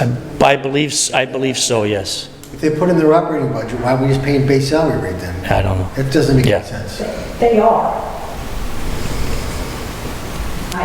There's some confusion, and Lindsay's gonna have to look into this. Yeah. Put a pin in it. Previously, the chief's assistant in Kingston would send me an invoice. I would break the invoice up to Halifax and Plimpton and invoice the towns. There has not been a need to do that this year because there was no town meeting article to pay it out of. It is completely paid out of the Silver Lake budget this year. Okay. So I just want to make sure we're not double paying. You know, if we- Right, so I mean, if it's in the school. I'd be interested to know what the invoice is you're getting and who's Correct. it coming from. Correct. Because it didn't come from me prior Because- to my retirement. If it's already worked into our budget that we paid to the school, we shouldn't be paying it again, Right. you know, a separate invoice. So we do need to dig that up and get to the bottom of that. So, any other, so if we come down, determine where that money is not being paid or is being paid, then obviously I'd have to make some changes to my proposal, which I'm ready to do, with wage lines and stuff like that. And so that's basically it from the police department. If anybody has any questions? Chief, Yep. what is your staffing on each shift? So right now, we have one supervisor and 2 patrolmen on the day shift, the night shift, and then on the midnight shift, we try to run 3 guys, a sergeant and 2 patrolmen, but a couple of days, we have to run only two officers because of the staffing level.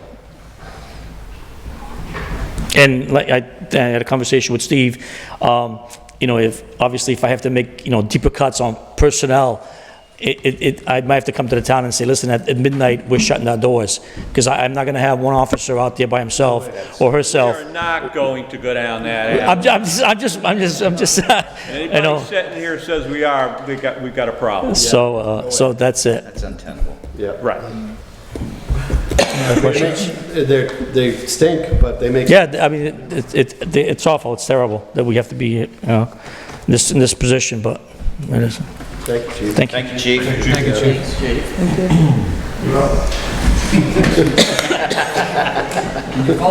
That's it, come on.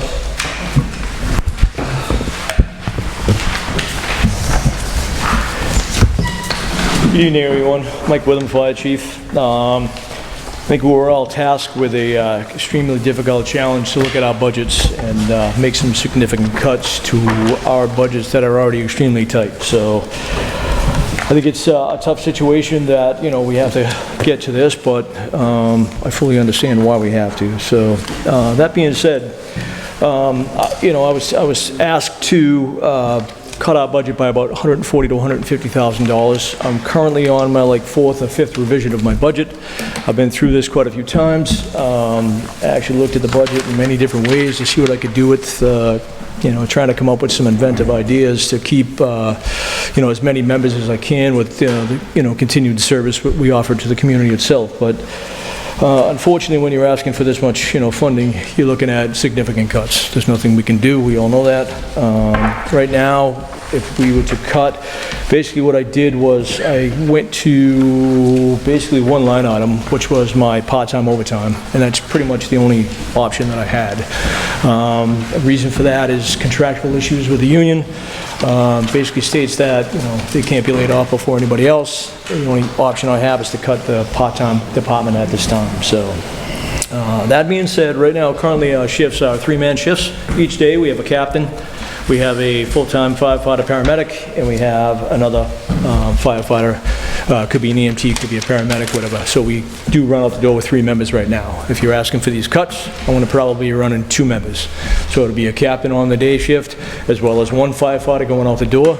That gives us the ability to staff 1 piece of apparatus, okay? That being said, 1 apparatus goes out, could be the ambulance, could be the engine, could be whatever it may be, I don't know, whatever the call is, we need to cover it. 1 ambulance goes out, 0 people will be covering the town. At the time, we have 1 person that stays back. He's able to jump in the second ambulance and at least go to the scene and administer care. He can jump in the fire truck and at least go to the scene, get a size up, figure out what's going on. We won't have that ability anymore. All right. 1 ambulance call may take up to 2 hours. So by the time they get the call, they go to the person's house, pick the person up, bring them to the hospital. That's on a good day. There are many times that we go to the hospital, they're so backed up that they're stuck at the hospital for 45 minutes. It's been as long as 3 hours holding up the wall at the hospital waiting for a bed to open up. So I can't tell you how long we're going to have nobody in the town. It's call dependent. Every situation is going to be different. Obviously, we get a storm coverage, something like that, you know, like we just had, where we needed the manpower. I had everybody I could working that day just to cover what was going on. That's where we're going to run into significant issues. Simultaneous calls. Well, let me just go with this first. Drop down after manpower, we're going to go into the ambulance. With the cuts themselves, our second ambulance is going to be basically sidelined. We're not going to run it. That means basically we're going to be depending on a mutual aid or callback, a system that may or may not work. Right now when the ambulance goes out, we do a callback for 1 man and try to fill to 2 each day, or each time the station is lower than 2 men. The callback is somewhere right around 6%, 7% to 10%, depending on in each month. So I can't really rely on that. You can understand that people have jobs, family obligations, everything else, so when they're not at work, they're not at work. Calling people back and relying on callback may not be, you know, may not be the answer. Fires, staffing. When we have 2 members, staffing at 2 members does not meet an NFPA standard. So we have standards for NFPA, the National Fire Protection Association, has standards on what we do, or what we're supposed to do, and how we're supposed to do it. Obviously, we're not going to be meeting any standard for the NFPA. We also have 2 in, 2 out laws. What that means is basically if 2 people are in the building, I need 2 people outside standing by to make sure that they can go in and rescue the 2 people. What does this entail? Interior fire operations will be delayed. We show up on scene with 2 members, we're going to be standing there watching that house until we have more members show up. Okay, nothing I can do, just as long as everybody understands that, we'll be standing there watching the house. Okay? You know, the 2 in, 2 out, it's the same exact thing. There'd be no rescue operations behind that, a RIT team behind that, until we have other members that come in from different communities. You know, we currently run line boxes and other things like that, which is an automatic response from different towns, but think about that. We're looking at other towns that have cuts as well. So what are we going to have for resources coming in? It's going to be extremely challenging. Simultaneous calls. Last year, I think we had 500 and something simultaneous calls, meaning back-to-back, 2+ calls, 3 calls at a time, things like that. We won't be able to do that. The immediate call is going to be whatever that first call is we take, whether it be fire or ambulance related, and then after that, everything is going to be mutual aid. We won't have the ability to handle any other calls, okay? Talk a little bit about mutual aid, Chief, how that works.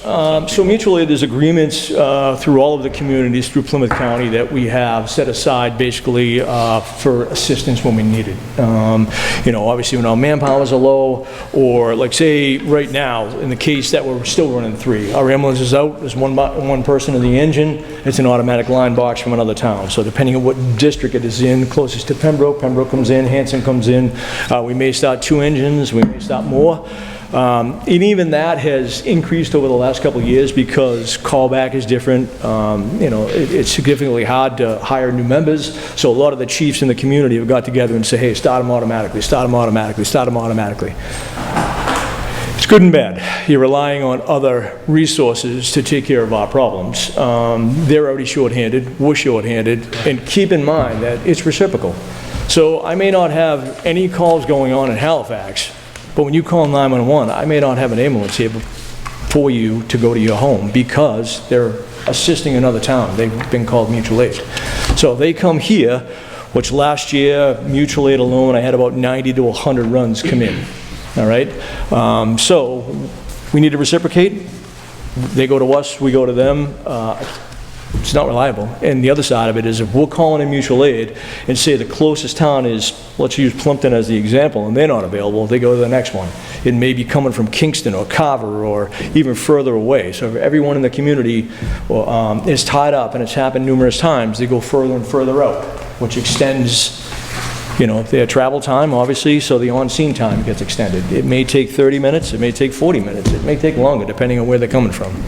So that's the problem with mutual aid. Mutual aid's great, and we have resources coming in, but to rely on it. The other side of it is if I send my ambulance out to another district or another community, I'm putting a box on to try to get people back. So there could be added cost if they do show up, then I'm paying them time and I have to come in and cover the station. So we're looking to cut costs and use different resources, but in the long run, it may cost me more money to cover the shifts and everything else. What's your callback time? What's that? What's your callback time, 2 hours? Callback time is 2 hours, correct. Yep, and it depends, rates are different all over the place, depending on part-time to full-time. So. Regarding mutual aid, what's that cost to the town if we have to go to Carver, we have to go to Plimpton? The only thing it costs is if we fill. So if I fill the station, it'll cost me that. It doesn't cost me anything. The problem with someone coming into our community is that we're losing that funding. So if our ambulance is going out, we collect the insurance money, goes to the town. Every time we have somebody else come in, those 90 runs, you know, roughly that's what, $240-something thousand that we billable that we are not collecting. So we're losing funding, and you know, we're using a ton of resources within the community that may not always be there. Okay. Inspections, you know, we're going to be losing manpower. I'm going to be running 2 people. Inspections are going to be delayed. There's going to be no public education in the schools. Elimination of, you know, non-essential or emergent calls.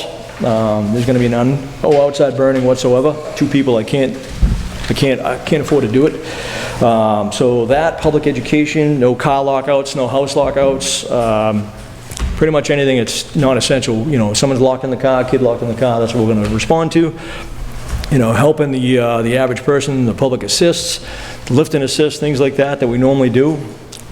We're just going to be unable to do it with 2 people. So it is going to be taxing on us as well as, you know, the community itself, because when they look forward us to come there, we may not be available.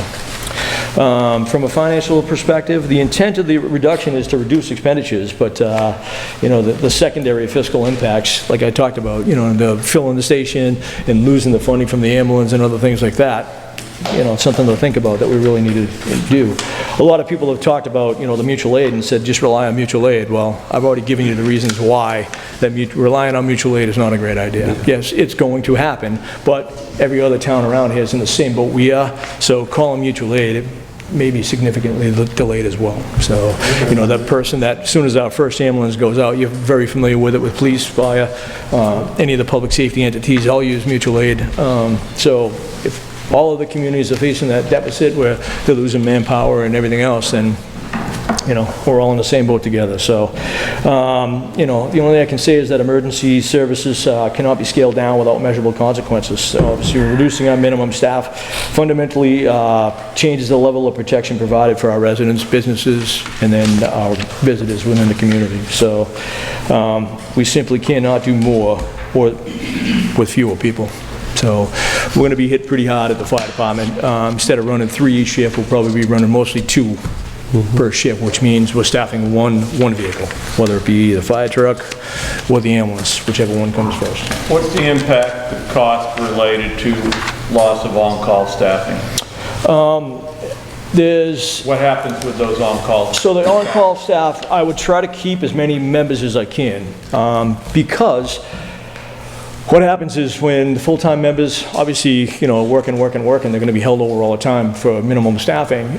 We need to maintain a paramedic, so paramedic service. If we don't have a paramedic working that day, the person working from the shift before getting held over, obviously that's going to be costly as well. But keep in mind that when they go on vacation or they work a certain amount of hours, they can't work anymore. You know what I mean? It's in the contract that I say, hey, you get to a point where you work 70 hours or something like that, it's not safe anymore. So when they can't work, I need to fill with the part-time members. The problem with, you know, getting rid of some of the part-time members and cutting this budget the way it is, they're doing it because A, they love the job, and B, they want a little extra money for the families and everything else. Once, you know, they realize that there's not enough funding here to keep them, you know, employed, so to speak, with Halifax Fire to a level where they, you know, are comfortable in getting X amount of dollars, they're going to go somewhere else. Now, keep in mind, those members that are in the part-time department, that's how I hire to the full-time department. So that step, you know, they come in the door, they get in a part-time department, we get to see who they are, what they're about, if we like them, you know, how they work out, and then we offer them a full-time position when they get to that level. So we won't have that ability anymore. And obviously, as you know, we've had a posting out quite a few months now trying to hire. There's such a shortage of paramedics and firefighters that are certified to firefighter 1-2. We haven't got any applications. So basically, I'm hiring from the part-time department now. So we won't have that. We rely heavily on the part-time employees, is that what you're saying? We do. Absolutely. And to what percentage are they backfilling for us? Well, they're pretty much filling every other day. They're filling a shift, if not more. So a lot of them, you know, do callbacks because, like I said, it's their second job, so they're looking for a little extra money. You know, most of the full-time guys are getting held over all the time. They're working a ton of shifts, ton of overtime shifts, everything else. So the callback, they have family obligations, things like that. You know, so we do rely on the part-time members quite a bit. To lose them would be a significant loss. So they're an integral part of your operation? They sure are. Any other questions? Thank you, Chief. No, and that's what really concerns me. You know, like, I can see a resident not getting, as awful as it is, I can see a resident not getting behind our schools. I don't have a child in the school. I don't care about our school. Maybe that's their mentality. Response times in emergencies can affect everybody in this town. And if this is, yeah, go ahead, Bill. I don't know if anyone here has ever had the experience of doing CPR. When you're doing CPR, 2 minutes is like 5 hours. Right. That is true. If you have someone in a car accident, the ambulance is out of town, the police come, they can't get them out of the car, what are they gonna do? The car catches fire? This is craziness. I spent my whole life in public safety, and I've never seen these departments cut down so low. So I may be a little biased, but we need to all pull together as a group, everybody, and get this override to pass for everybody.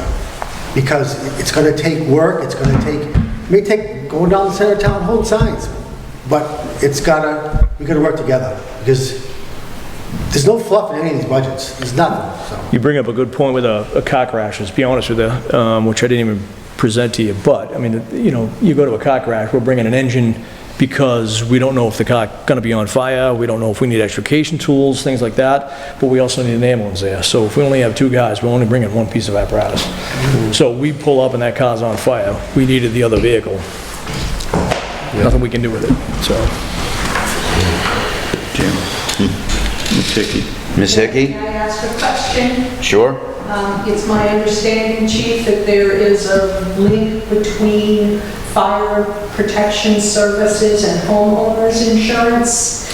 If services Your ISO rating? decrease, bottom line is I would rather have my taxes go up $1,000 and pay a firefighter to feed their family than to pay $1,000 extra to my homeowner's insurance. So your ISO rating could change. So if they did challenge us and ask the question of our ISO rating, I think right now we're currently at 5. It's on a scale from 1 to 10. 10 being obviously, 1 being the highest and 10 being the worst. I think we're at 5 now.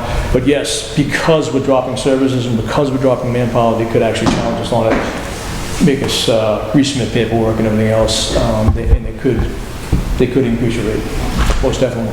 Thank you.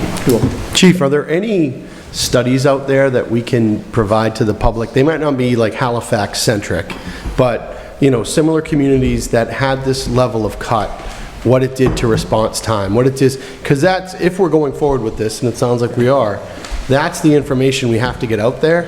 So I didn't know if there's a way that you have a resource to say, the average call, I know there's no average call, Yep. but we could see increases of up to XYZ to make sure we get that out to the public so they understand the magnitude of what we're looking at. And again, we have to make sure I don't want to present this in a threatening way. I don't want to say, look, this is what's going, but factually, these are now the call times that we're going to get to. And I think that would be a very powerful message to people to really understand what we're looking at. I could definitely look to see if there's some sort of a comparison. Just, keep in mind that Halifax is unique in the sense that most fire departments, they're either all call or all full-time. Sure. There's not, we have a little bit of both. So it's a little bit challenging to find another department around here that does both to give you the statistics you're looking for. Sure. But I mean, roughly the same size demographic and everything else. Any sort of meat you can find to give the override study committee to try to get that word out there, I think would be super helpful. Well, part of that, Jonathan, is, reality is, we're talking $140,000 in fire wage cuts, $150,000 in law enforcement wage cuts. That's $290,000 in public safety that is very important, not just to the residents of this town, the community as a whole, the schools in this town, and any type of business that operates within this town. Absolutely. So people have got to realize these are serious numbers we're talking about here, just to fire and police alone to protect the day-to-day safety of this town. Correct. Not including what's happening in the schools. Yeah. No, I selfishly, when I look at a town, I look at what's the call times of that town, what's the crime rate of that town, and how good is that town school. Those are the holy trinity for me. Those are the big three that I know a lot of folks look at when they're looking at communities, whether they want to move into communities, whether they want to be a part of the whole picture. So I get all that, and not to rehash any of it. Yeah. I, again, would support both sides, the whole override, vote for it. I'd pay for it if I could. But putting all the eggs in one basket, if we're already determining that 30% are gonna vote no matter what, and 30% are gonna vote yes no matter what, and you're fighting for the middle, are you wanting to jeopardize the whole thing? Yeah. To run lean to not 140 and 150, the stabilization fund for 300, and the 50% rest of it remaining on the school on one basket. We heard from the school committee last year, and I was involved with supporting that the whole way, the school committee, trying to PTO, and we'd rally the troops, we'd do this, and yep, we're ready to go, we're doing it. I hope so, because we have 50 days to go, and Yeah. Can I just make a comment to where Tom's going right now? And, we're here to spitball ideas, and I'm going to just throw it out there. Like we talked about splitting the override between, you got a public safety and then you've got an education, right? And have the two. The one thing that it has come up, but we haven't discussed it as a group, is the general affordability of that override. I know that we as a group have said it's not a significant impact, but for some residents, it will be a significant impact. We cannot forget the assessed values of homes today. Sure. So that is going to be high. So with that said, is there an opportunity to put all three options at town meeting where you have separate the two or a full? And truly let the town decide, how do you do it? I mean, the average, I don't know the answer to the question, EJ, but the average impact is the average home in Halifax is $572,000. The average impact is $532.18, which works out to $45 per month for the average household. So, and if you split that in half, school, V-Town versus EMS, fire and police, is $22.68 per month. Sure. Yeah, that's not how it's being paid, though. That's my only... No, I know. Like, we say it that way, but that's not how people absorb it. I'm sorry. As a senior citizen on a fixed income, I could barely make it with the taxes now.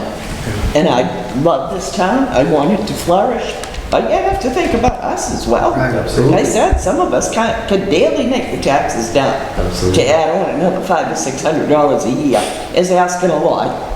Well, that's why I'm wondering if there, again, rhetorical, before Ellen speaks, there might be some benefit to separating it so that people can make the call whether it's one or both. And I get the division and the derisiveness of putting that up against townspeople, but if literally all our eggs are in one basket, we need to be prepared to run, like the chief said, at bare bones. Yeah. With resident safety and then the school committee running, up against state regulation. Yeah, So, my only argument to that, Tom, is exactly what you've said.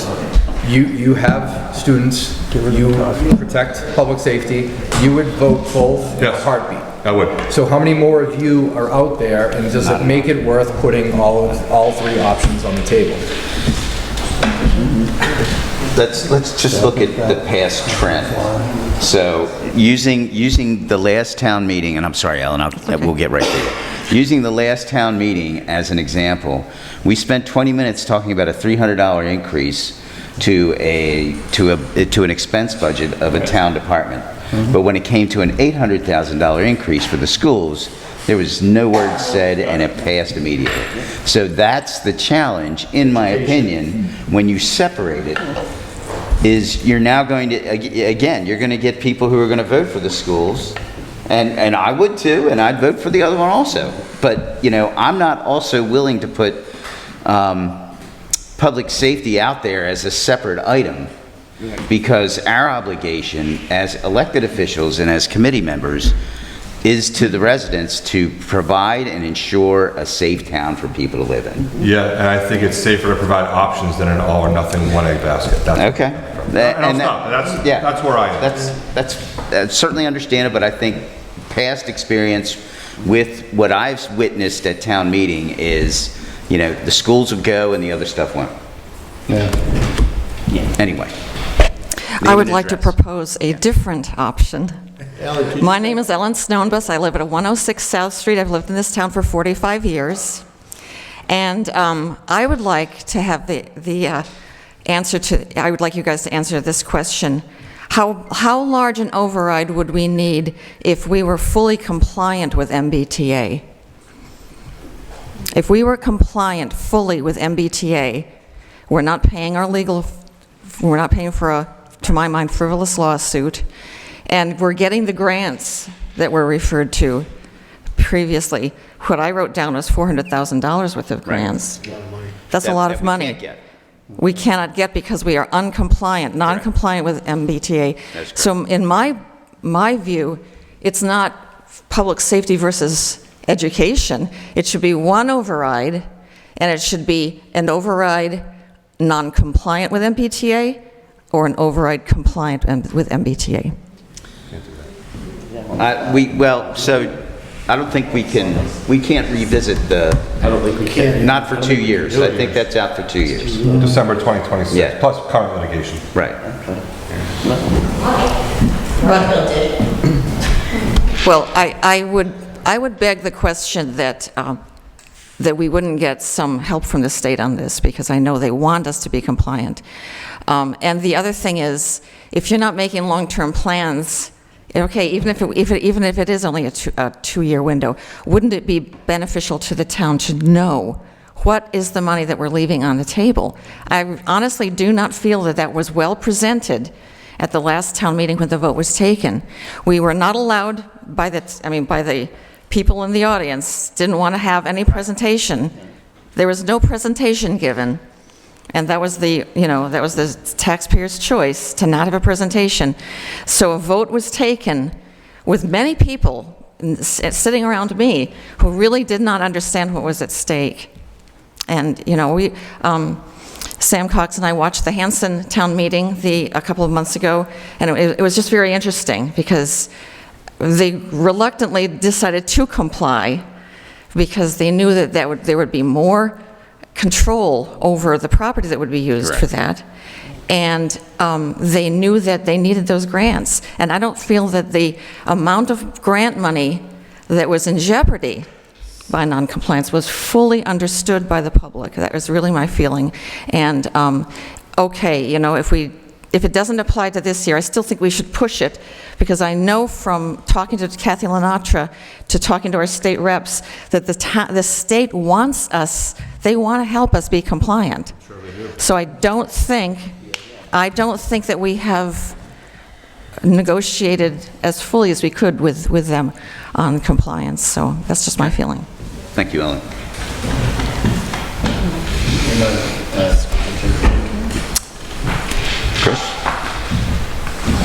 Chris Winowitz, 129 Circuit Street. One thing that wasn't mentioned tonight that was in other meetings is, too, that it has to be voted twice for override. Yes. So having multiple different overrides, I just wonder if that would get confusing for residents, trying to get them all voted on to a town meeting and then the following weekend? Correct. Ballot? Correct. More people show up in the weekend and find out one they wanted to vote for wasn't put on. Right. It just might get confusing with three different... It's a distinct possibility that there'll be confusion. So yes, you're correct with the process. Town meeting would have to be an affirmative vote by the residents. Then it goes to the ballot, where it again has to be affirmed by the residents for the override to be official.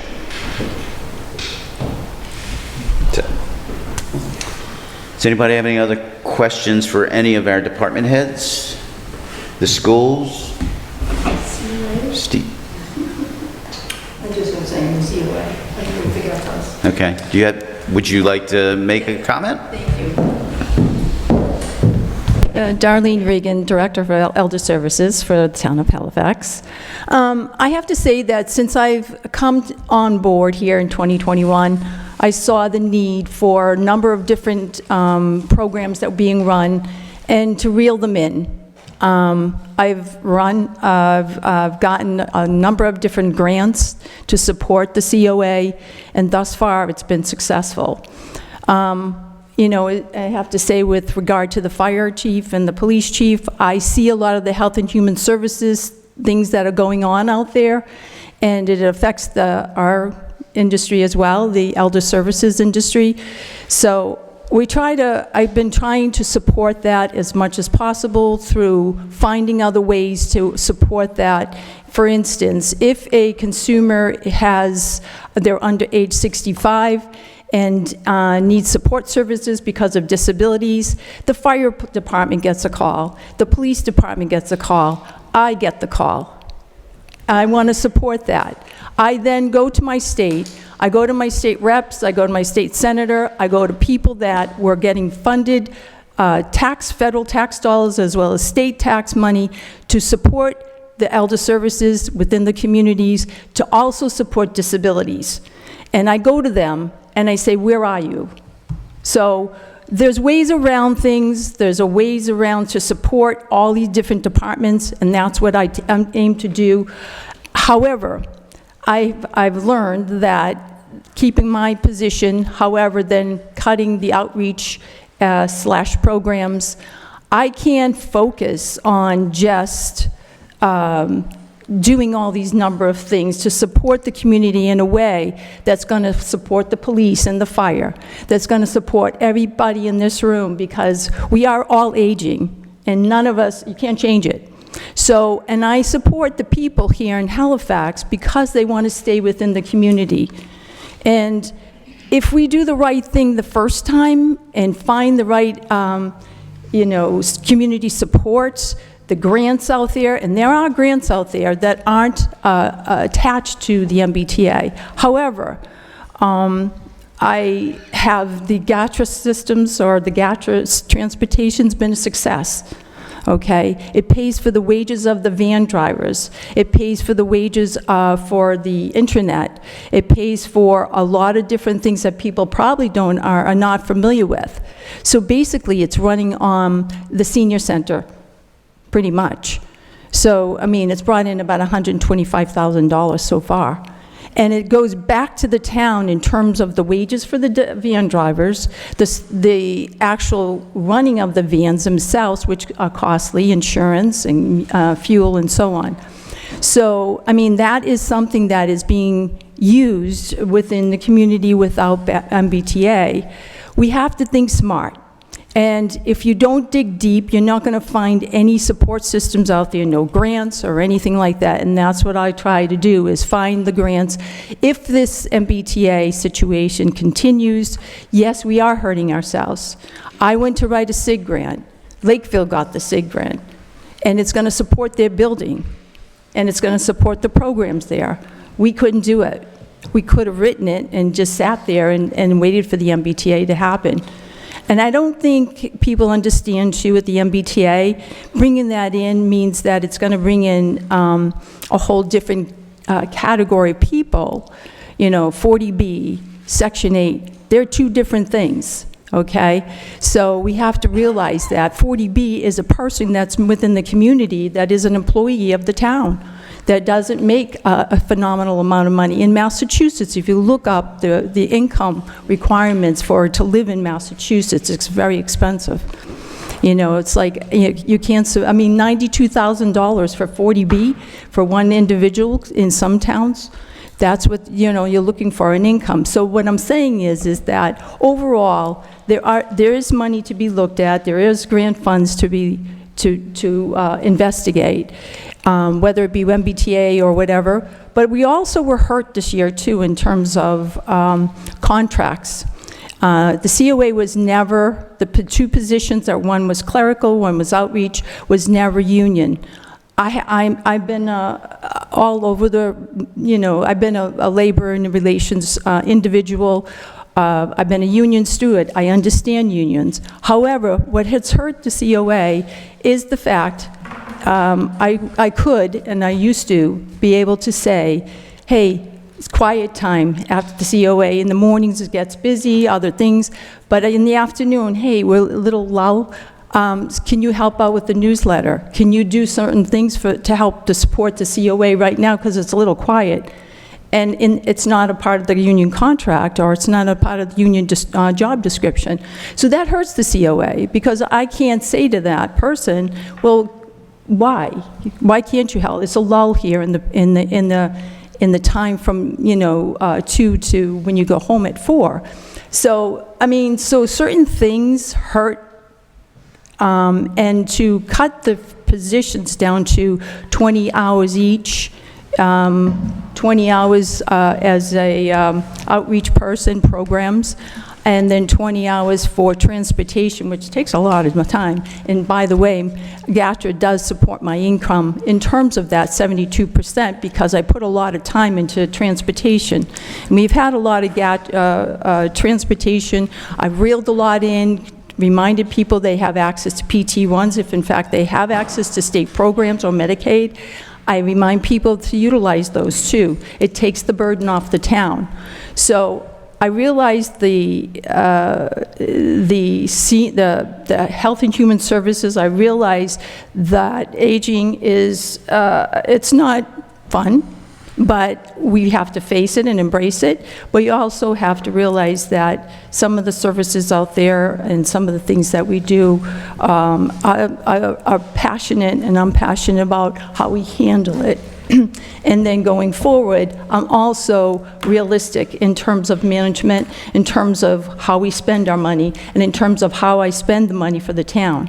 But to take two positions, reduce them down to 20 hours after being 40 hours is a little bit crazy, I think, and I need some support in terms of the, hopefully the town would understand that. I think a lot of people today, not only just the seniors and not only people with disabilities come to us, but we do have a lot of caregivers out there that do come to us as a hub.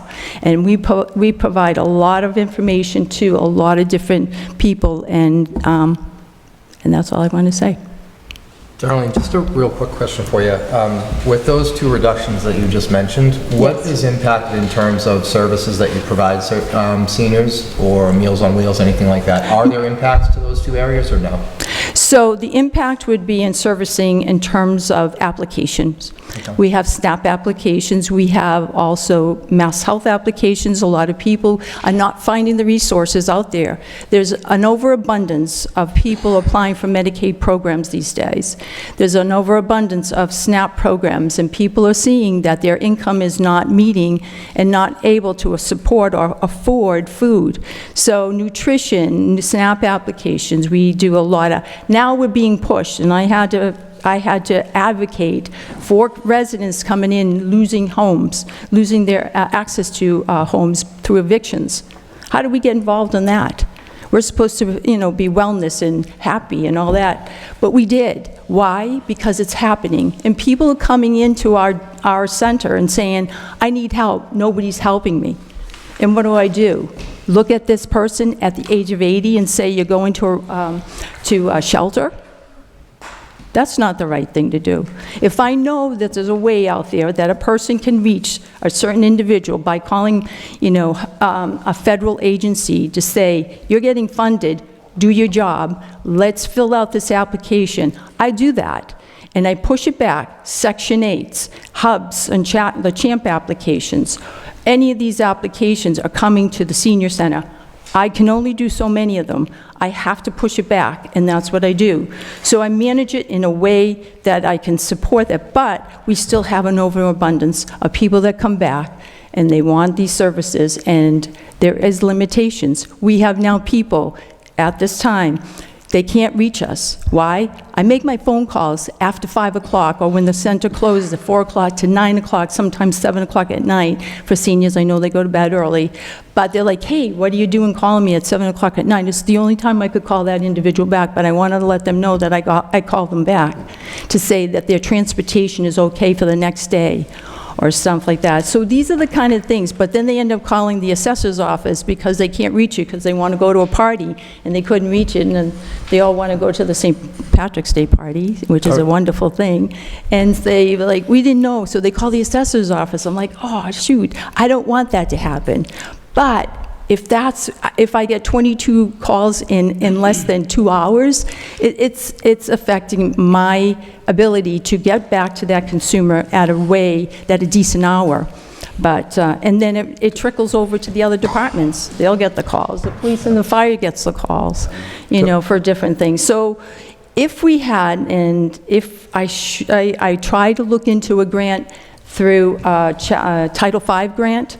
OCPC offers a number of different grants, so OCPC Title V, I reached out to them for Shoreline Elder Services was one of those grants where we could have somebody answer the phones. And, we all say volunteers are wonderful, and I agree they are, but today I can do it, tomorrow I can't. We have to have consistency in certain things within the department too. So it's important that we do have someone that's in there knowledgeable enough to fill out applications, sign program. We'll all experience Medicare at some point, and there's no way around it. Whether it be a person with disabilities or a person that's aging, you're going to experience it. Healthcare is a very expensive thing. It's a very expensive part of our lives, no matter what age you are. So we have to be mindful of the fact of navigating through this whole thing. I think my background warrants that, allows for people to navigate within a smart way that we don't own it either. So, Darlene, not to cut you off. But anyway. Yeah, just in the essence of time, is there a way you could provide basically that synopsis to the override study committee, to Stephen, to give people hard, again, like I asked Chief Witham, hard Right. data on the effects that it's going to, this is going to create? I noticed it's the cuts that are being proposed or that would be on the override is $100,000, so Yeah. it's significant. So, Yes, again, I can, and I planned on doing that. It just, unfortunately, it was, that's okay. I've been working a lot. So, even yesterday I was in, and I worked till 9 o'clock, and I was delivering canes to people. Yeah. So, the fact of the matter is that, yes, I realize that showing a pie give them graph hard, or something. Give them hard numbers. It does. Give them exactly It will what this happen. will mean. Yep. So that people can get a clear picture. I think that, Absolutely. that'll give us Otherwise, I'll talk forever. Oh, no, it's okay. It's all right. All right, Maverick, thank you. Thank you. Anyone on the Finance Committee have any other comments or questions for what's been discussed so far this evening? Mr. Solo, do you have any closing comments? I do not, unless you guys wanted to go over the cuts that I sent you along for general government that were in that packet, which again, I will post online tomorrow. Mike did send me one, but it was a grammatical change. So, Mike here, Mike? No. Send me a grammatical change that I have to make, so. Stephen, what's the timeline here, either way? So what we're looking for tonight, this would do one of two things. So I think one thing we need to do is keep in mind the NSS number from the schools, obviously, because that number is going to impact a number of things. Because if we're still 500, we don't know where we're underwater potentially there. And if we can legally be at 800,000, because if we can't legally be at 800,000, then that's a whole another can of worms on our side that we have to open up. And then tomorrow, you're supposed to vote on closing the ballot questions. And so when is that available, Laura? The NSS number, Not till what, April 15th or so? So, I mean, we're just guessing? So we'd be guessing at this point, which leads me to the question of, right now on the table is a $1.5 million override ask. You guys have all the data to show you what that increase would be. You need to vote officially on the number because the number needs to be as part of the ballot question that gets put on the ballot. So we have to physically on the ballot say that this is the amount of money, this is the split that the money will go towards. Right now it's broken down as $800,000 for the school department, $700,000 for general government and public safety. Right? Of which 300,000 is the stabilization fund? Well, the stabilization fund is just the number that is left in between the budget and the levy limit. What is So the number? effectively, in order to collect that money, before you do tax collection, you have to authorize collecting that money. So that's not really money you can collect probably this year. I'd have to verify that through probably legal counsel and then Linda, as far as what would need to be done as far as tax collection on that $300,000. But this is the number without that, to leave that $300,000 buffer to the levy limit for this year, which is crucial. You look at communities around this area, they're approaching their levy limit, which means that not the question of an override will happen, they are forced to do it because they will have no more room to the levy limit. They will be, by law, have to increase that levy limit. So we still have some room there. $300,000 for the Halifax budget is bigger than other communities. So is 200,000 sufficient, given the fiscal cliff that we're supposedly on? 200,000 for what? The levy limit? Instead of 3. Instead of 3? Instead of 3? I mean, last year, Cody talked about, I remember we were up here, and I asked the question, if last year wasn't a fiscal cliff, then when is a fiscal cliff? Oh, this is a fiscal cliff. It seems to me that we're in a better position than we thought we might be, with an almost equal number of free cash, of which we're opting to move 0, or potentially not moving any. I haven't heard a single suggestion to move any. Right. So if we moved 700, if we moved 50% last year, and our override is 50% of the cost that we expected it to be, given last year's projections, and we're opting to move 0%, deferring capital projects to 0%, no, funding 100% of those, is 300,000 extra. It's great, better than we thought, better than most. Is 200,000 okay? So that number doesn't get applied to the budget? But it's included in the 1.5. No, not at all. That is only the buffer that is between the levy limit.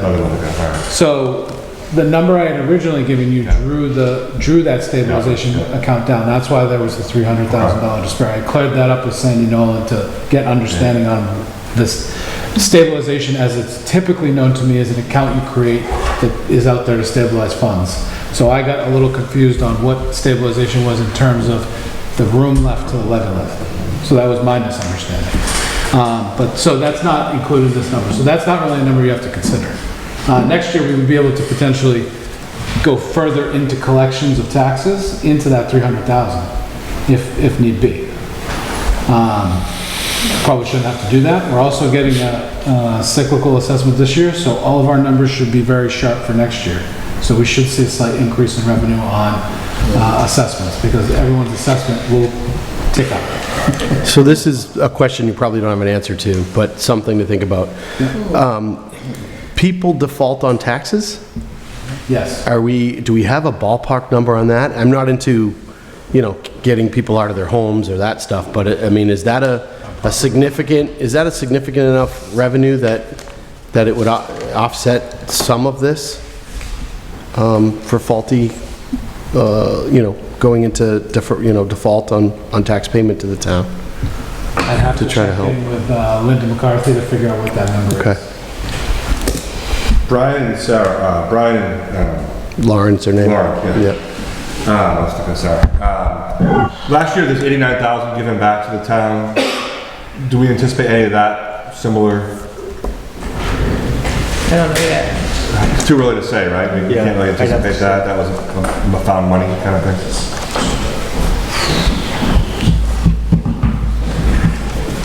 I mean, I've said what I thought, so. Yeah. Any thoughts? I would lower the 1.5 to 1.4, cut the school committee by 1, town government, police and fire down to 7. So we have 2 separate overrides for 700,000. Comes out to $30 a month for the average resident each. $30 on police and fire, town government, $30 on school. That's 60 total. That's what I would recommend. That would be but I know I'm outnumbered and that's fine. No, I mean, we're here to come up with ideas. And for that, I just think if you have one bucket, you limit your options. Sure. There's no safety net. I get the derision and the divisiveness possibly presented, but if the alternative is a failed override and we have nothing to show for it, is it better to have some of part of it or zero of all? I guess my concern with that is, so say people vote for, one for the general government and public safety, but then you have to fund the school anyway, and it looks like it was a little deceitful. That's what I'm worried about. Why would it be deceitful? Because we have to fund the school to a certain amount. Well, we have to have police too. I know, but it's just, but like by law, I mean, that's my concern, that it. If it's it legal might- or if the optics are okay. Well, both. I don't know how that works, because if we were to get some money, like with this, like we have the legal requirements for school, we have the legal requirements for, how do you decide what to do? Do you decide, sorry, school, this is what, or? Well, there's 2 different overrides. If one was to pass over the other, school passes, you get funded, and the police and fire have to make cuts, as outlined as we are right now. What's the difference if they're all in one and nothing gets funded? Then. No, I know. Well, I mean, but there's not like a choice being made. I feel like that, I don't know, it just doesn't sit well. I mean, I can see what you're saying, but I just think that's a horrible decision for people to make. Yes. And I wouldn't make it. I'm concerned about the 712 versus 7 town meeting that we had, doing what they want at town meeting, and then showing up at the ballot box where you have to vote your wallet and voting differently. That's my concern. But also, typically, town meeting does not have that number of participants, and we don't have many people show up at the ballot box. So it's a very different group of people that show up at town. I think it'll pass town meeting. I think you're in a different situation this year. We're talking $1.5 million override, significant impact to people's taxes. They're going to show up. And Lauren, I don't know that they'll show up at town meeting. They will show up on Saturday, May 16th. That's my concern. Well, and I don't think anyone, I mean, there's the optics of town. I mean, I am not an expert. I am just terrified. And I'm rooting for you. It makes me sad that this decision has to be made, or like, I don't know. It just, I don't really, again, I don't know what helps an override pass better, because that's really where, that's my concern. Whatever that is, we should do. Exactly. That's where I think we all are. Education. And not to be Debbie Downer here, but I think the role of us as a Board of Selectmen and a FinCom is to present what the situation is, and then let the town decide. I think everyone sitting here agrees that an override is well worth the investment, right? If somebody goes to that voter booth or goes to town hall and they say, you know what, no, I'm not doing it, I've paid enough taxes, that's it, they've made their decision. We've laid out the consequences, some pretty significant, I would even argue severe, if this doesn't go through. We can educate as much as we can. The final decision comes down to the town of Halifax, and they will vote how they want to vote, and we will do our best up here to deal with the consequences. Just to get back to Tom's first question about what would it take to get to the point where we could do that on the warrant, you'd have to extend the window because I would have to redo everything. It would require So how much? It would probably require about another 2 weeks of just crunching numbers because I'd have to create essentially 4 to 6 scenarios for the ballot. Because not only do you have to consider the buckets that don't pass, you have to consider every scenario to put on the ballot. So that every time you add an option, it complicates the question, and it also makes the ballot longer, and you have to put in every single scenario that could happen so that you're laying it out clearly for the residents. Which is hard to do, but, I mean, if that's the way you guys want to go, then I will be sitting down with town legal counsel and hashing it out and figuring it out. Because I've done that for everything included to tonight, and it took the better part of last week, just to put it in reference. We like to baptism by fire, Stephen. We like to break you in. You guys haven't broke me yet. I'm still here, and I plan to get this hopefully through this year, and if it doesn't go through this year, I'll be standing with you guys again next year as we try to get it again next year. So, This is the fiscal cliff, though. We need it right now, right? hey, I'll fall off the cliff with you guys. How about that? Last we told the same thing last year. Tara Tonello, 425 Elm Street, also a member of the Override Study Committee. I am just saying, I guess, my personal opinion. I think the only town we've done a little bit of research on the Override Study Committee around other overrides taking place. So many towns it is happening. The only town that I know that is doing what you're saying is Abington.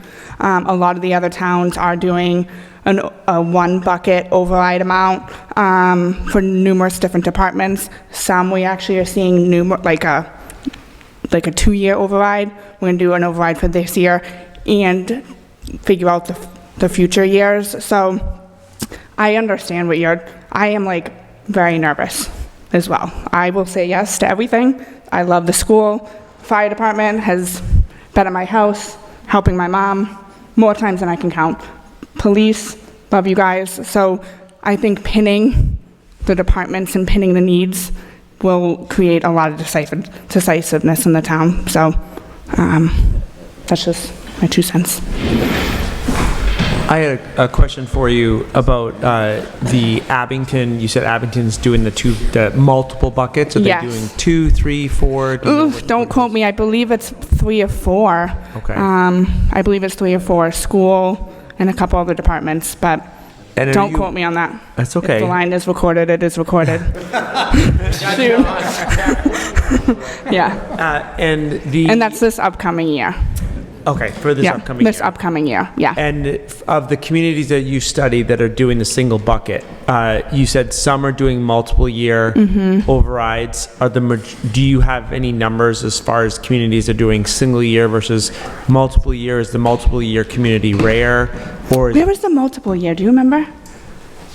Was that Duxbury? Was it Duxbury? It was somewhere around here. Yeah.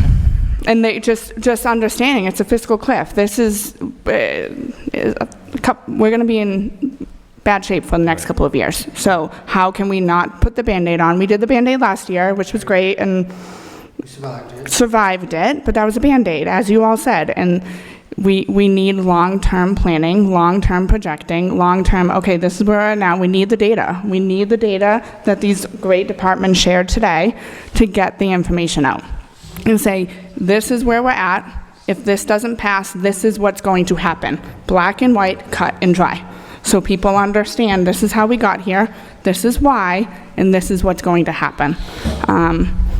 And just remove all that clutter. Thank you. Yep. So, Rod, to circle back to Abington, I found it here online. They had 7 separate override questions. They broke out schools at 1.7 million, police at 800,000, fire at around 300,000, DPW 300,000, town hall related $500,000, library 15 grand, council on aging 7 grand, for a total of $0.6 million. Right. So, That is gonna be so confusing. So, you know, and the other thing to kind of bear in mind is if the override doesn't pass, we're gonna have the same issue next year. Because inflation is still gonna go up. Even if the Costs are override still does pass, we could be right back here. Right, well, but it gives us a better starting point. It gives us a better starting point. Because when we do if the override passes, that's the budget, that budget is where we start next year. So it may be a smaller one. I'm not saying there won't be one. No, I understand that, but I mean, last year, we effectively had an override. It was just called, we supplemented the budget with free cash. We balanced that budget last year with one-time funds, and yet we're here again. So I think to say we might be back here next year is an understatement. I think regardless of the override, we're back here again. That would be my opinion. I do think we will, there is a chance for better growth next year. I again, I'm recording. Danny's recording. He said this. Exactly. There are potential projects in this community that hopefully will be generating more tax revenue for Halifax next year. We all can see the construction in the building going on. So there will be help. Will it completely plug the hole, to Tom's point? Maybe not. No, probably not. But I can't, God, I'm really gonna throw myself out there. I can't see it as dire next year as we're facing this year. That's just... Agreed, but it'll either be another override or more cuts. So I don't want to pretend that no matter what happens. No, this is not a cure-all. And like I don't think the override being placed on the ballot is in question. I think what the mechanics of it are potentially or not. But I think either way, we're back here facing cuts and or another override. This is probably a multi-year situation. For almost every town in this Commonwealth. And we basically, like I said, like just to reiterate the point, we basically balanced the budget last year with an override. It just didn't go to the ballot. We did it. We use That certainly is one way of looking at it, Dennis.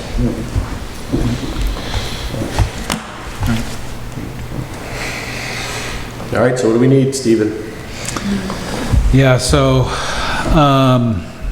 where was I? Oh, Halifax. yeah, I am in Halifax. Wondering why you took the job, I think is what you're In Halifax.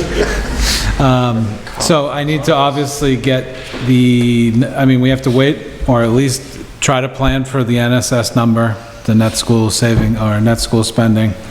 That's obviously a big number. Obviously, I'm not done looking at the budgets just because we're voting on the potential override tomorrow night as far as going on to the ballot. The conversation of what Tom and John were just speaking about, that's not going to end at town hall. I'm already looking into next year. A couple of the long-term things I've already thought about, specifically geared towards public safety, is the creation of a stabilization fund to control potential overtime costs, because I think we see that as a driver that is obviously a little out of control depending on staffing situations, depending on the ability of how much staff we're able to give to those departments. So some sort of fund to help curb that.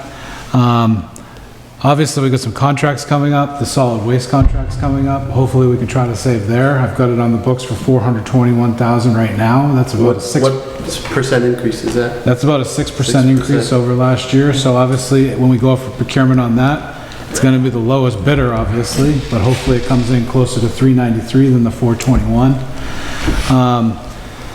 More potential cuts. I will speak to the departments that were not impacted by this to this point, obviously, because as we go further down this road, again, just by approving the override number tomorrow and putting it on the ballot does not end the discussion of potentially what is going to shift around in general government. I think as far as public safety goes, we're done. I don't think there's anywhere else we can go with those two departments. That should tell you something. Yeah, we just can't go any further because it's becoming unsafe at this point. Darlene got up to speak about Council on Aging. That represents a 40% cut of open hours at her building. That's Monday, Wednesday, Friday. If you want to staff the other days with volunteers, as long as we get them Cory checks and Sorry checks when necessary, I'm all for that. It's great that Darlene is able to bring in so much grant funding because that helps offset the departmental costs over there. It's the same thing at the library, where Dylan has done a great job to offset the costs of looking at the library in general, which is untouched mainly because of the fact that if you remove another dollar, they lose their accreditation And actually, by cutting them any further, the town loses access to grants that buy all the books over there.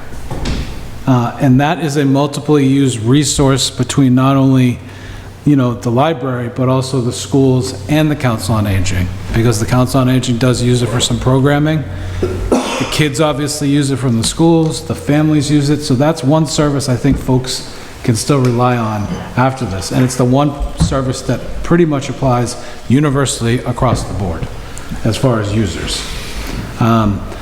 Getting back to how these cuts were made as we went down the list, because I know Darlene had brought up, the importance of the Council on Aging. We know every department's important, but when we talk about legally what we have to have and what we don't have to have, that's essentially what it boils down to. There's certain positions in town hall that we have to have, and we better make sure we're supporting those folks in a way that they don't make mistakes that come back and bite us liability-wise, because then the legal budget goes up.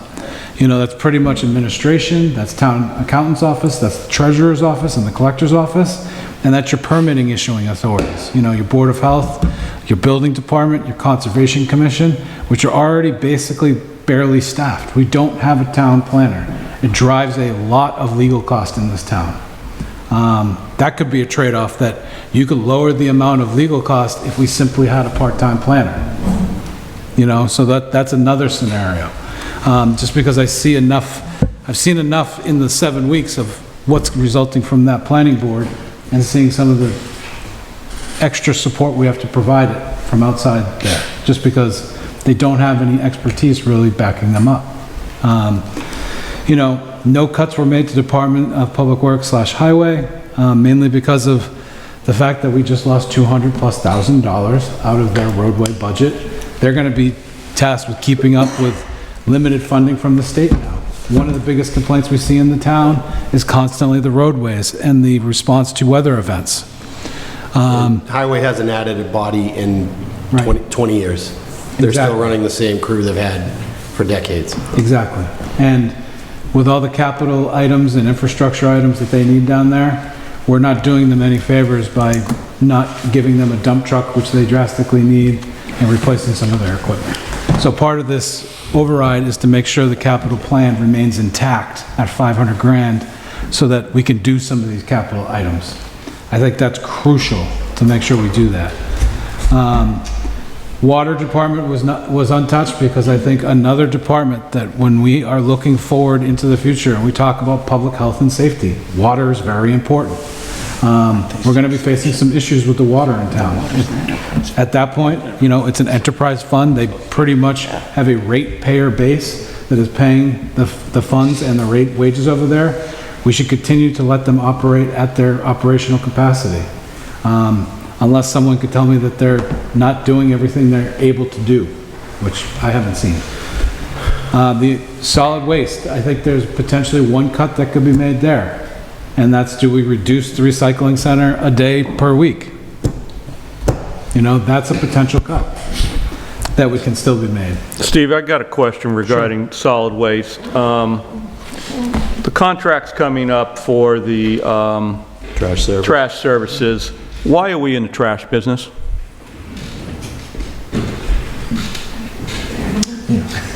Well, because I'll be frank, we can make some money on it. The town can make money. It's an enterprise fund. Frank, and I get it, but I like the idea that we're the cheapest one around. And I like the idea that we're offering a savings to our consumer, and also making some money that when our recycle truck breaks, we have money to fix it. When there's problems in the recycle center, we can fix the building. So it's actually advantageous to the town to have that trash program, because for the longest time when we were doing the bags, we were actually in the red. The bag program was costing this town money. We are now, since we've switched over to the toters and we've had this contract with Allstate, we are actually in the black, and we're starting to put a little bit of kitty aside to maintain that department. But the cost to operate that department is significant for what it does for recycling. When you look at it, you're telling me the trash subsidizes the recycling operations. Yes. If we're not in the trash business, we don't need to be in the recycling business, because recycling goes hand in hand with trash required by Mass General laws. Sure. Private industry must provide recycling services as Sure. well. So we've got a department that is costing us $594,000 a year. But what's our revenue generated from our trash program? I don't know Yeah. what that number is. Would have to look. What is that margin on that? Right. 1 or 2%? I'm not sure of the number. Right. But I would argue that folks like to have the recycle, and I know it's, We like to have a lot of things. we like to have a lot of things. And now It's it's- something we can look at, you know, if we have to reduce Right. hours. we can Especially with the reduce hours. contract coming up now. Yep. Speaking of which, piggybacking, not to add one more thing, and I echo Jonathan's thoughts on the highway department, but the overtime pay at the chipping center, we don't need overtime chipping services for trees on Saturdays. That's very small money, but the highway department has like the days where they chip, they offer, you know, chipping services on weekends. That is an extra that could be cut at any point. One Saturday a month. That's an extra. And I love those guys, and that's an easy, sorry. Well, it's the same thing at the recycling center. We're paying overtime wages for weekend work on Saturdays to have highway guys at the recycling centers with assistance to the recycling In center. a beautiful world with unlimited funds, all sounds great, but we're not there. So I think just to move this along, I think Stephen's gonna do his due diligence and look at all these things and all the suggestions we've given to him. I do think we need to kind of get to it a little bit and come up with a number that we wanna proceed with. I think that's what you're looking for, right, Stephen, am I correct? Yep, it's just so I could fix the ballot question, so Sue has the right one to go with, and for you guys to approve tomorrow night. And the only question I have, while our first responder scenarios aren't very appealing, and I don't think they're something we should go forward with necessarily, the question we have with the school is the money that we're asking from the school might make that an illegal situation, if I understand that correctly. So it's hard to allocate money to that school department, not knowing, you know, if we're asking everybody to really tighten the belt as much as they can, we don't know what that number is. And we also don't know if the school can generate money for kindergarten, you know? So I do feel like there's a couple of big unknowns that we have to try to nail down before I'm comfortable voting a number. Is the inverse true? Whereas if we vote on a number prior to them finding out the NSS on April 1st, and obviously we have to move forward before that, is the inverse true where if we're well within the means that they will then, we vote on a budget or an override or whatever, and then they give money back up to that threshold? Or is the budget set at the number we don't know? Then it's not gonna ever be less than the year before, right? Not once you print, no, not once we voted on the ballot. There's 35 different pieces Okay. relating to net school spending. You can take a class on it. So we wouldn't know prior to April 1st what that number looks like, right? As far as I know, when the Chapter 70 estimates come out, the net school spending number comes out. Okay. So, I mean, it sounds like we have to move forward before that, right? Yeah, just take a shot in the dark. Well, I mean, the fully funded budget is 800,000, right? That's the fully funded school budget. 8 million. Right, I'm sorry, the deficit though. Oh, It's the deficit we're looking to make up, the 1.5 is 800. So it's 1.5 plus the 800? Is that what we're, is that? No. Their 800 is 1.5, of the 1.5. 7, yeah, 7. Yeah, thank you. But again, numbers we don't know, it's best practice and best guess. Correct. And everybody else has to make the cuts and they're just coming in late with estimates, not their own fault. What is the penalty for not reaching net school spending? What is I tried to research it today and was not, Chapter 70 funding. yeah, We lose half our budget. yeah. You shut down the, And the state comes over and takes your school over and they determine how much you spend per student, so. So what happens if like we vote the 800 if the override was on the ballot and we bridge the gap and the voters agree, 800,000 is funded and your budget is balanced. And then the state comes back and says, oh no, you needed, 400,000 extra because of special education transportation and you didn't fund that fully. Are we covered? Is NSS net school spending covered by us believing the budget was accurate at 8 million and 96,000, or are we covered by any I don't think we've ever been off by that much, if that answers your question. I don't think that scenario is ever, that I'm aware of, that where we've been so, I mean, we have given money back every year.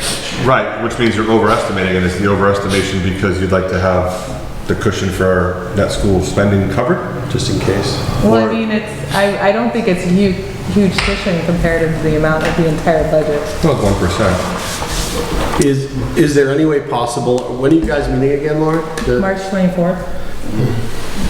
I'm just wondering about any sort of revenue, like if we can look at kindergarten, if we can. I think between kindergarten. Apologies, it's March 23rd. Well, busing is hard because we are a regional school, so there's rules about it, and you can only charge people who live 2 miles away from the school, and we're just not that big of a town. Yeah. You know, like, it's like, as far as the number of people we could actually charge, and then how many of those folks are possibly don't have to pay, like, it's just, it didn't seem to realize the savings as much as, I mean, we have. But at this point, if we're going to stop the guy from chipping on a Saturday to save a few $100s a year, if there's a few thousand to be raised from busing a few kids, I don't understand why that's not on the table. I'm not saying it should be done. I'm just saying, I think it's not a reasonable answer to why. Well, and I'm only one person on the school committee. You know what, like, I can print on ideas. No, I know. It's just, I'm just letting you. Easy. I want the over. I don't want to set us up No, for failure. I'm one of the guys that I pay for the busing. Like, we live far enough away, we have to pay for the busing, so. So to put it another way, like, let's say, oh shoot, if we did the kindergarten and we did the busing, we can make the school 150,000 or 200,000, whatever the number is, and we short police and fire that money. You know, like, you guys have an extra. I would just feel really bad that we're not being as efficient as we can with the available funds. I do. You know? No, I You know what I'm saying? 100% see what you're saying, and I have brought it up many times, and it's just, I mean, the other part I feel like it's difficult is if we're asking for an override and to pay for kindergarten. There's some families that are going to be hit harder than others. Hit twice.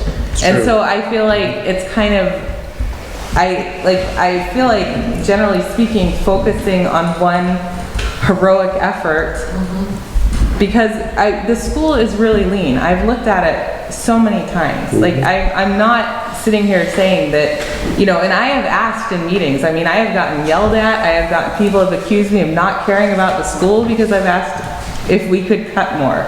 You know, as the chair, I have tried my hardest to explore. I ask Jill all the time, can we look at this? Can we look at that? Can we? And again, I'm not an educator, so I don't want to presume I know the best way to educate our children or what it takes. I'm just a regular parent here who doesn't work in education.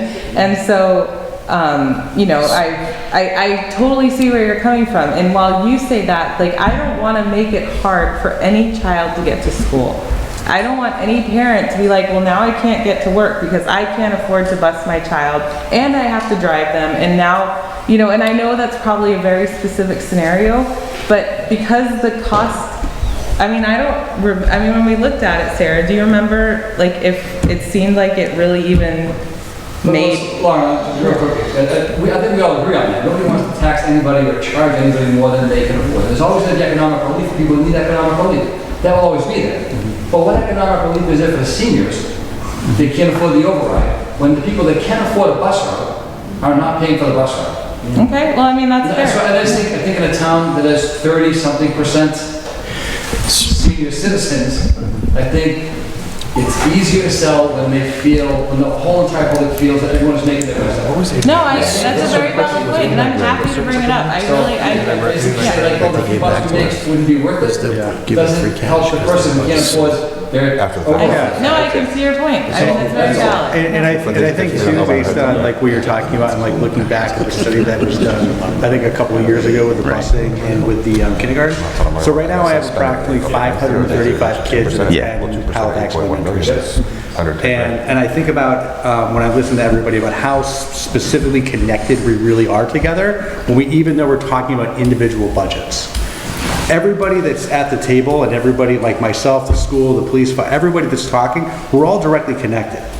Because probably the grandparents of my kids at my school are probably going to the aging council, and they need the support from the police and the fire. That's me. Yeah, right. Yeah, I know, right? Yeah. But I think that's the part that I love so much about this community. It's that it's literally connected, but we have to show that. Like, we are literally all asking for the same stuff. It's incredible, actually. And I see people, like, we're all fired up about it, which is great. But it's really showing that we're literally looking for the same thing. A safe, caring, loving community for our kids, seniors, and the people in this room. That's amazing. I think everybody's heart is in the right spot. When we just said that 30% of the town is seniors, you're up against it on an override, right out of the gate. Yep. And I just think we should be all aware of that fact. If 30% of that, if half of them vote, you will need a historic turnout to get an override passed. Right. So, Lauren, the only thing that's concerning with what I heard you say, and I think I heard you correctly earlier, was that you have been bringing up the charging for busing and the charging for kindergarten, right? And you're still waiting on responses. The concern that I would have is, why are you still waiting for responses? Like, what's the holdup for you getting the answers that you need in order for all of us to be able to make decisions? Because Plimpton had a meeting tonight. No. So you're not getting answers because Plimpton had a meeting today? I mean, Oh, he's being mean. So it would be helpful to have her here. School administration had a previously scheduled meeting, school committee tonight. Okay. Right. All right. That was my co-worker. well, also, there is the appetite of the rest of the school committee. I can only speak for myself. I would say I'm probably the most fiscally conservative person on the school committee. And I have been more willing to explore different things. But if the rest of the committee won't vote for that, Right. I can't, I have can't to force it. do So the it's same- being held up at the committee level, not... I feel like the school is fighting for what they feel like they need. The committee wants to, I also want to provide the best education we can, but we're all subject to, I feel like I've asked questions and again, gotten yelled at and accused of a lot of stuff. Right. And so, but because I'm like, we have to explore it. Sure. Could our class sizes be slightly bigger? I've asked that question. Could we provide the same quality education with slightly larger class sizes? Right. I was told no. And Lauren... Literally, you could go back to meetings, and I'm just saying, like, I think we need to I can see everyone's point of view here, and I'm not trying to make everyone happy because I know I can't. But I'm just saying, I have asked for it. I can't explain why I haven't gotten it, except, I have a job, I have a family, how much chasing can I do? Lauren, really quickly, sorry to cut you off. No, it's okay. Can you can schedule a meeting, right? You could schedule a school committee meeting ahead of time, other than the March 24th date. Could you call, I don't want to call it an emergency meeting, but, a Zoom meeting next week or later this week with your cohorts to officially have a motion to have that information provided? Is it at that level with administration that you can't just, ask for something and they provide it? Does it have to be an official, I make a motion to have the school administration give us kindergarten numbers? Like, is that the extent of how we have to go to get that information? Or can you call up administration and say, hey, this is what we need? I can call them up. I wouldn't say it has. I just want kindergarten numbers. You drive past the fire station and there'll be a sign that says kindergarten registration open. Sure. The sign goes up in a couple of weeks. It's already been up. It should be up. February, it's usually up. Registration's open. You're not going to know how many students are in kindergarten until a couple of days before school starts. Sure. But you can get a... So then how do you decide?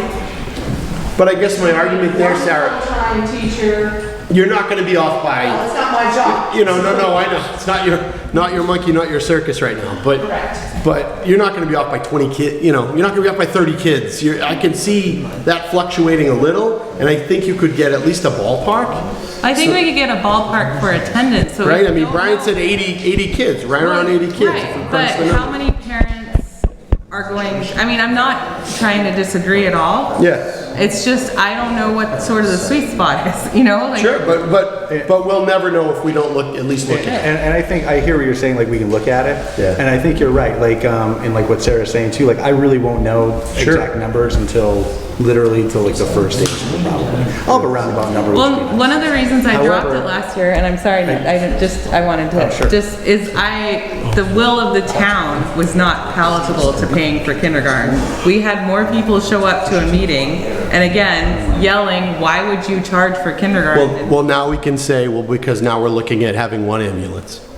Well, And no, we're looking at having minimal police coverage. So fine. there's- No, I'm so there just- might be that, I mean, I did that say that attitude, last year. that appetite might have changed a little bit, is all. Okay, no, it's fine, it's just, I'm saying like why I dropped it before, but I'm sorry I interrupted. Yeah, no, that's good. Because I'm also looking at too, like, students that are in special education, they'd be required to come. Sure, yeah, you're not gonna, as I said, you're not All gonna those get, different things would come into factor. it's not gonna be a perfect fit. And also too, there's also other factors too that I may not be unaware of, like which kids come, because we're the public school, so we accept everybody. So if a kid comes in with different expenditures for busing or whatever that may be, or if I have to hire something like that, those are just things I have to deal with like directly in the moment, so that student gets a fully appropriate public education, which I'm required to provide to. Sure, no, I get it. It's just that, you know, when I present issues that the town have to folks, or they hear about it, they say, well, you know, why don't you guys look at charging for kindergarten? And I go, I don't know. You know, I don't know. So to me, it sounds like Sarah. Is that something we could get? Lauren read the room and said that wouldn't fly, which is my whole point about the concept. Okay, I think we have one final Finance Committee comment. So the final comment or question I had is, you had discussed about looking at a fully regionalized school system. What are the potential, have you guys come up with any ballpark figures of, are there any potential cost savings to the town by regionalizing the school system in a more complete way? So, Rod, I can speak to that if that's okay, Mr. Chair. Yeah. I'm actually the chair of the Silver Lake Regionalization Study Committee.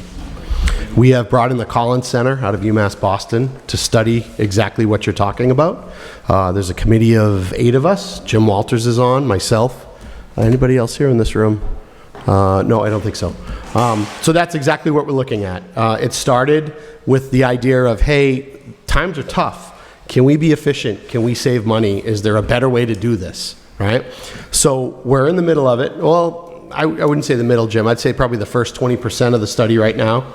It will be at least a calendar year worth of research, worth of pulling information and data to try to see not only what the financial ramifications are, but if it will make us a more efficient school district. Like Lauren says, if Plimpton has to share a position with Halifax, it just opens up a lot of opportunities. I will say be careful, because when you're merging 4 different school departments, because there's 4, Silver Lake and the 3 towns, you automatically go to the highest contract, which I believe is Plimpton at this point, right? So there will be some cost up front. So it might not be that magic pill that we were all hoping it would be, but you do get reimbursed with transportation, with busing and stuff. So there's a ton of factors. That will actually be reaching out to all 3 communities to gauge the public interest, what they like about the school, what they don't. A whole different, almost like an override campaign, will be happening with the regionalization study. So it could be an answer, just not in the foreseeable future right now. Okay, thank you. Yeah. But it is something that we're looking for, trying to make changes. Like it's things we're trying to do to be more sustainable. Okay. Thank you. So, Before you wrap, do we have to go to public on the, well, I didn't have public participation on the agenda. okay, perfect. You're here. It's not on the agenda. Goodness. Remember that's not on the agenda. Okay. So, Stephen, I don't think there's any decision that needs to be made by the Finance Committee at this point. No. So we're now it's going to be turned over to the selectmen to make their decision as to what goes on the ballot and how. Is that correct? Correct. Okay. Stephen, we have a list of free cash projects here. right? Did you provide that with capital? Yeah. And is there any wiggle room whatsoever on that budget? With what's requested and what we have? For 1.5? Yeah, as far as the request you've received for free cash for capital projects, is there any there's no leftover? Oh, If all the requested projects go through? It's 3 times the amount of fund. Correct. So we're gonna have to prioritize the list and pick the projects that the capital outlay committee would like to do. Sure. I don't want to use free cash. But if the only way we can make sure our school is compliant is to use this much free cash to make sure that we're under that threshold so that we're legal, that would be the only small instance I would be okay with a minimal amount of free cash on that list. Then what happens next year? What if it's not small? It keeps snowballing, I know, but I can't foresee. But what if it's not small? What if it's the full $800,000? Then that's what we go forward with. Because I looked at... If there are cuts to be made, you make them now before we get out of that. Yeah, like what happened last year. You don't wait. We did this last year. You don't wait. If there's cuts to be made, if you can cut 20 grand, if you can stop shipping on Saturdays, cut recycling down to 1 day, if you can order 5 less boxes of paper, now is the time to do it. I would agree. But I think we're, for the most part, Tom, I agree, but we're almost there already at every department. There's a little bit Stephen can squeeze out, but not much. No, I understand that. I don't think we want to, because we have to vote to move the free cash. We can't vote contingent to move the free cash. We vote to move it now to fund, is that right? To fund the operating budget, which is a redo of everything. And we move the buckets around, and the school's now 765, not 800, and EMS is now 7, whatever. I'd honestly have to ask DOR if you're allowed to use free cash after... As a contingency. I don't think you can. I think you have to establish before. I think that was the whole point last year. No, I know. Was we had to make the judgment call ahead of time. Correct. And read the room and vote for the override. That's correct. It'd be nice if we could look back and say, hey, listen, we have 1.4 coming. Right. So if the schools fail, we can make the call to fund schools, or if EMS fails and we can fund. No, the call is now, and then you put it to the vote. I think. Yeah. Which makes it harder. You gotta read the room. I mean, I like your idea as a contingency, but I don't think that's available. Right, or if they could generate revenue with kindergarten, Right, because it would be too late, and then also, that's why I asked Lauren about the 89,000, but you don't know that till later. Yeah, that's... So if there's 64 coming back, that's again great, but we don't know that in time to budget for that. That's why free cash is for capital. I would imagine that with the appropriation of free cash, since you're doing it at town meeting, generally, when you're raising and appropriating funds to pay for things, generally it's coming out of free cash, that you could make that an additional article. Right. To add to their... Right. Yeah, at the... And again, when I say free cash, I'm talking $50,000, I'm talking $100,000, I'm talking a small amount if that's what it takes. Yeah, and I just, based on historical numbers of where Halifax has been in that number, so I've got numbers dating back to FY 2022 as to what that number has been, and where it's gone since then.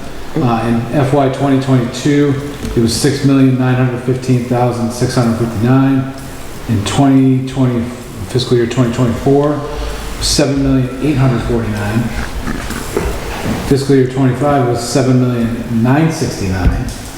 So it makes sense that this year's up in the $8,096,000. Based on what Sarah was telling me, though, it seems to be that $8,096,000 and then change, minus whatever the town pays in for health insurance. So if we are able to sit down, we could probably get pretty close on what that number is actually going to be. Right. For health insurance? Because that counts towards total So we take that school spending. total for the number of employees that are at the school department, we take health insurance from the town, we total that all up, subtract it from the Chapter 70 monies, that should give us our NSS closely. The only thing that I'm unsure about with NSS that I did see is the percentage of carryover that they do. So if you overfund the school department, they carry it forward.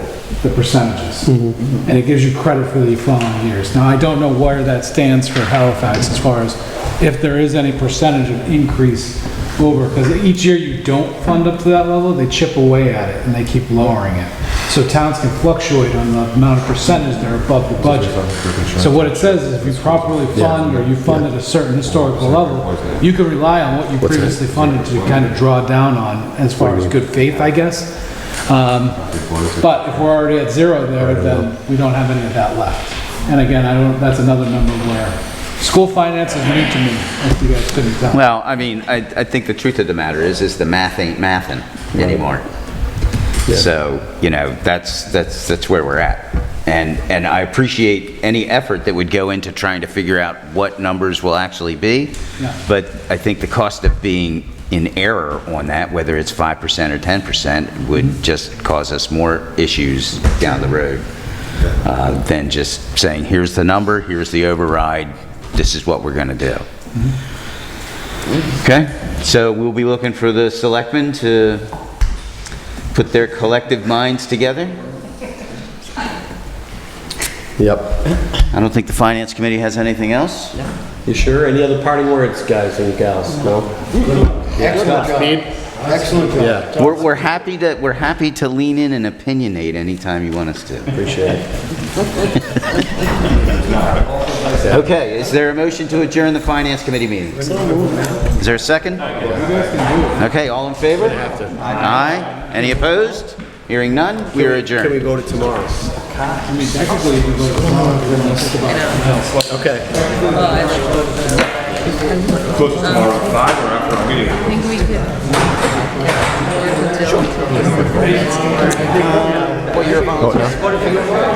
Yeah. No, not the ordinance, the vote for the number. The actual number. That's why I'm hesitant. Right. So we have to vote a number. Okay. So hey guys, hold on. That's Steve and that's not me. We still have a Board of Selectmen meeting that we have to do here, and folks need to hear it because it's kind of a big deal.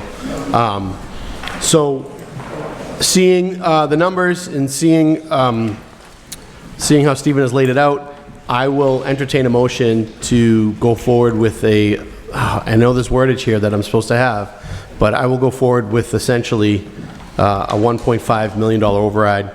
Or fund, what's the funding? I'm gonna need a number essentially. So you're gonna have to provide with me the number that I will go forward with. So 1.5 million, so $1,500,000. I know, but it's a total budget number. I'm supposed to include that total budget number. Total final budget of. Yes, correct. Recommended right here. Yeah. Is it requested, FY '27 requested or recommended? It's recommended, right? The recommended one, total general operation, 30,648. So the recommended is the one with cuts, Yeah. and the one that's requested would be with the override. So you want the 31. So I'm doing this one. He wants to do the 31,997, which puts a $1.5 million override on the table, as presented by your proposal. Is that what I'm understanding? Wait a minute. Is it right? Sure. Yep. So you're Okay, that's voting on recommended, putting that's- the ballot, putting it on the ballot. I know, but we have to have it, I thought we were voting on our budget number. Let me go get the official wording that directs us. Yep. Stand by, sorry guys. This is $1.5 million. Those Right. selectmen. So I'm pretty sure that we have to vote the actual official budget number. Yeah. That makes sense. Yeah. What do you think? But it's a question of which budget are we putting forward? Yeah, you guys didn't have an agenda. What's that? We didn't post the agenda on this? No, you posted the agenda that you were meeting. Well, we didn't put it on there. You look. Okay. You get my email? Let's cut some cards. Okay. We'll have to do it tomorrow when we close. Yeah? Or as may arise. Should be as may arise. As may arise. Yeah. As may arise. Yeah. I mean, that's Recommend, yeah. I don't know. It's always on mine. Right. What, for tonight or tomorrow? No, tonight is not on ASME. There is not no ASME ASME Arise tonight. Tonight was the No, budget and discussion. and to be honest, it's for unforeseen. Correct. And that, I would argue, this is not unforeseen. Correct. So why don't we just meet tomorrow as scheduled? And then, Post for Thursday, and we can vote tomorrow at the meeting to extend the warrant Until Thursday? until Thursday. which we Okay. previously discussed anyway, Yep. Okay. right? All right, so we're not taking any vote now, so I guess we're just adjourning. We can kick it 48 hours, we'll meet tomorrow as planned. Post it for Thursday. Yep. Oh, Before the end of business, 4 o'clock or whatever. okay. But we need to act, we need a revision Yep. tomorrow night to extend the warrant past tomorrow. Right. So guys, I'm going to put an agenda together for next Monday, but a virtual meeting. Right, so we can vote on it after. We can vote that. All right, so that's it. I will entertain a motion then to officially adjourn. Damn it. So moved. Second. All those in favor? Aye. Opposed? Passes unanimous at, I will. what time is it? 9:05. Except for tonight. Oh.